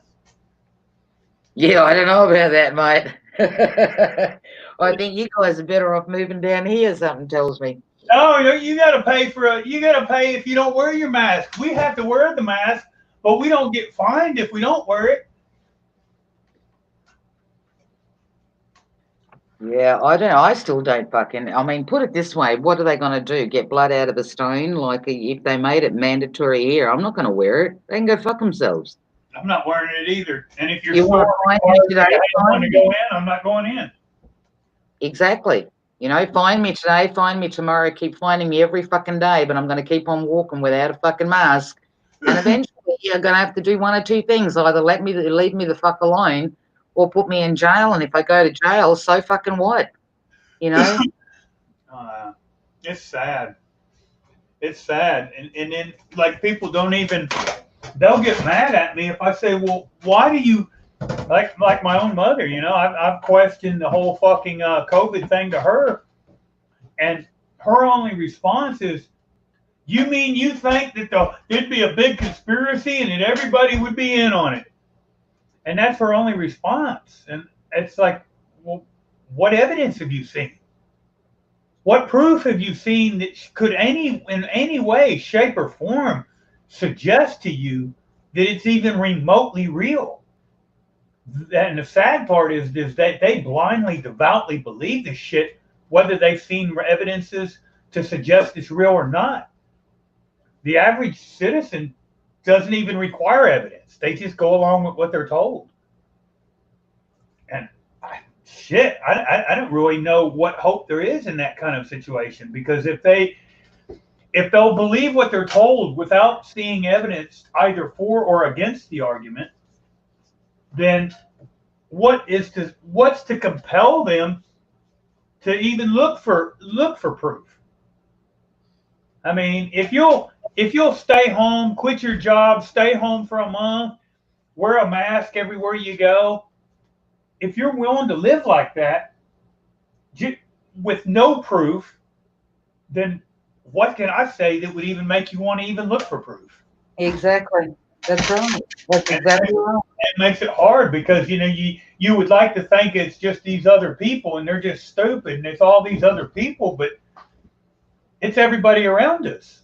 You know, it makes it a lot rougher when it's your friends, your family, your coworkers, the people you go to school with, the people you shop with, the people you eat with. Yeah, I don't know. That's a weird. And not only that, do you find, like, I found people that, like, for example, down here at my local or closest supermarket, okay? I mean, when that mask shit, you know, people having to wear masks and social distance and yada yada, when it was being pushed, people that used to stop and talk to me before didn't even want to look at you. They didn't even want to look in your direction. It was like, if I look at somebody, I might catch it. You know what I mean? Like, come on, fucking get over it, you know? Like nothing. And I went and picked out a bag of candy and another couple things to eat. And I walked through the Walmart, opened up my bags of food, and started eating. And I do that sometimes. And I walked up to the one person, they had a mask on. Excuse me, I'm sorry. I hope I didn't mean to spit on you. If I did, I apologize. Are you all right? And they just literally want to run in fear. I know. I mean, like they are that convinced that I feel sorry for the world we live in. I really do. I don't really know. It's made it. I don't know if everybody's like that, but people like me, I don't rarely leave the house anyway. Damn. If it's to the point where I can't even go in the fucking grocery store without a mask on, I don't want to leave the house. I don't have no reason or need to. Do you know, yesterday, though, while we're out shopping, I said to my sister, I says, oh, you know, do you feel like I feel like some hot chips or whatever we can eat while we walk around. So anyway, I get the hot chips and I go to pass her little packet of hot chips or whatever, and she's got this little bottle. No, I'm waiting for the woman to bring it to me. That's right. I'm waiting for the woman to bring the chips out. And I turn around and I happen to look at my sister and she's holding this little bottle and I'm going, what's that? She goes, hand sanitizer, do you want some? And I started laughing at her and I said, are you fucking shitting me? I said, you'd rather put that crap on your fucking hands and think that it's okay then to eat your fucking chips. I said, no, thank you. I said, I'm eating them with my fucking hands with no fucking hand sanitizer. Oh, you nasty bitch. You're getting in there making yourself and everybody else sick. And guess what? I ended up going through that whole fucking shopping centre and I came out, and guess what? I didn't have COVID. You still didn't? Did you use the hand sanitizer after you touched the grocery buggy? No, I did not. I refused to use hand sanitizer. How about after you got in the car? Nope. Have you been tested? Nope, and I refuse to be. I won't either, because if the fucking asparagus it's got COVID, then that's all the testing needed. I got it too. Leave me the fuck alone. If that gives society more of a reason to leave me the fuck alone, then I guess I'm better off for it. Exactly. I'll have the COVID. Just give me all your COVID, all your world's coronas. I'll take it all. I'll be the corona having motherfucker. I can't live in a world where I'm that scared of my own shadow. Exactly. That I worry that I just bought a bag of apples, and you mean to tell me that of the whole bag of apples, there's only one of them that tested negative for corona? Shit. I can't even buy safe produce that doesn't have diseases and viruses and shit nowadays. That's no kind of world for us to live in. And not once have I heard one of these mask wearing motherfuckers talk about why they didn't have a mask on last year when 1 million plus motherfuckers died from tuberculosis. I know, right? Why don't we pander that fear? Everybody dying of tuberculosis. Do you know what I find amusing? I find amusing that for many, many, many, many fucking years, okay? For many years, the flu, the cold, whatever has been around, and people get the flu and people catch cold and yada yada. But there is never a cure for that, right? And yet, all of a sudden, this bug comes out the woodwork, okay? And in a very short span of time, they have a cure for it. Do they? You know, but we go around year after year, we've gone around sneezing and coughing and spluttering and whatever at each other, and yet no pandemic showed up, but all of a sudden, yeah. A cure for corona. Don't be scared, people. You have a choice. You can either, like he said, live in fear or just fucking live life. Yeah, and I cough. Heath, I'm sorry, but Jace just wrote in there 2020 year of the cooties. I thought he said cookies. Oh, damn. And I responded because I thought he was talking about cookies. Damn, I got all happy. I thought we was worried about our cookies killing us because the cookies had COVID-19 or something. They might do. Has anybody tested a cookie? I don't know. They tested notebook paper. Notebook paper has it.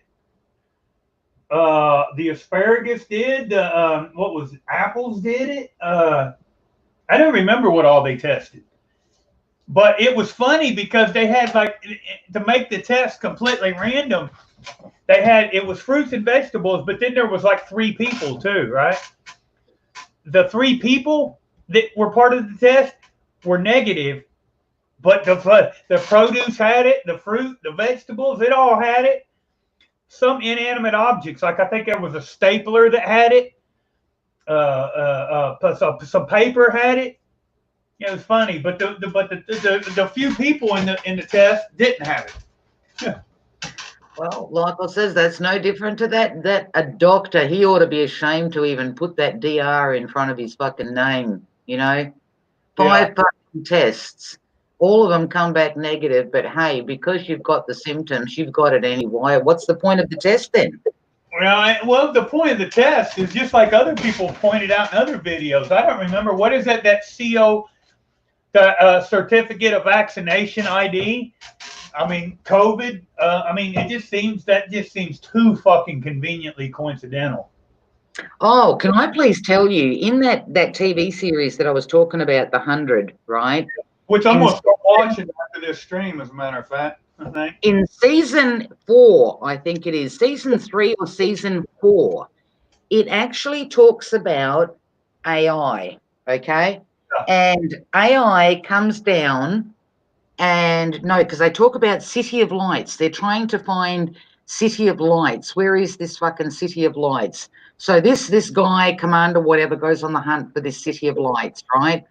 Anyway, he finally gets there, and what is the City of Lights? This woman shows up. He finds this fucking mansion thingy, and this woman is in there, and she says, I've been waiting for you. And he realizes, he walks past her and puts his arm out, and his arm goes through her, right? So she's the artificial intelligence. So she tells him about the City of Lights, whatever, and she tells him all you got to do is swallow this chip thing, yada, yada, whatever. And it's got the infinity symbol on it, right? And he swallows that. And he can actually go to a place where you can see the city, you can see the streets and everything. There is no pain, okay? If you couldn't walk before, all of a sudden in this city, right, the City of Lights, you can walk no problem. The one thing is, you don't remember squat. You don't remember family. You don't remember your friends. You don't remember any experiences that you went through in life, right? So once she's got him hooked on this, he then goes back to the clans and he starts telling them, I can take you to the City of Lights, da-da-da-da-da. All you got to do is take the chip. So these people are literally swallowing this round thing, okay? Yeah. And this is what happens to them. So then they're up against this fucking AI, which is trying to take over every living fucking thing. You'll see it. I won't go too much into it. But when I'm looking for it, is it just titled The 100? Yes. Yes. Well, on that note, Donna, I think I'm gonna get off here. I think I'm gonna go start that stream, start that series. No dramas, mate. There's, I think, 7 seasons or 8 seasons to it. Interesting watch. You will see that there's a lot of shit in there that, yeah, like I said, it just shows that humanity never will progress because... Inquiring minds want to know: Are you still doing a music stream on D Live? I say that because I've been streaming lately through Restream, so I know it's going to D Live as well. And I hadn't checked, and I just for giggles the other day I checked, and I'd seen where you had commented it on a stream I did. I didn't know if you were still on there. Or are you still doing? No, I'm still, I'm still on D Live. Sometimes I go over there and I will stream documentaries, good docos that I found, just in case. I don't do it on YouTube because I never know when they're gonna fucking try and... Oh yeah, I've got 2 strikes now. Yeah, they're trying to shut this channel down. Oh, that's what I meant to ask you. When you were doing your stream the other day, I saw a new green icon in there and it had True Patriot hashtag something. Was that you? Yeah. Yes. Oh, okay. Okay. And the I'm getting someone is popping up, and they're doing it not just in my stream, but in other people that, well, we all know pretty much the same people, but in other people that stream as well. But they're making it as if there's porn in every single stream I do. There isn't, but they're acting as though there is. Right. And, like I noticed somebody else just a minute ago, I was looking through and I had a notification that someone who was in your chat a minute ago had a stream that came up, or they uploaded a video. And I went in because I'm a friend on their channel as well. So I went in there and I clicked on it, and sure as shit, they were saying that at such and such seconds, they were alluding to there being porn. There wasn't, but that's just the same type of attack's been happening to me. I don't know if you've experienced that yourself. Not yet, no. Oh yeah. And I don't know if it's trolls that are just trying to get the content flagged. Is that what they're doing? I don't know, but it's not real. I see that happening a lot, and I didn't know about the D Live. See, I am still streaming the D Live, but I hadn't really been keeping up with it over there. I didn't know. Yeah, I do still over there. And the other day when I left a message and I said I'll be back in 15 minutes, I had 15 minutes left to stream. And then I ended it and I went to yours and you were gone. Then I come back to mine and I couldn't find where you had gone because I thought I'll end mine and come to yours, but you had ended yours. So yeah. Yeah, it happens, and then plus two, sometimes they just end them. You know, it happens. But anyway, I do appreciate you having a panel this evening. I did appreciate the chance to be on here and catch up and say hi to everyone. Always, mate. Always. You know, I don't believe in allowing YouTube to break the chain. You know, a lot of times They're not. They're gonna be a nuisance. But other than that, that's about all they can do is be a nuisance. Fuck YouTube. Fuck Google. They don't need any of them. I don't think any of us do. We were doing just fine. I had something to eat and a place to lay my head before Google was ever even thought of. I'll be fine after Google too. But enjoy the rest of your stream, mate. I'll talk to you later. No dramas, mate. Catch you.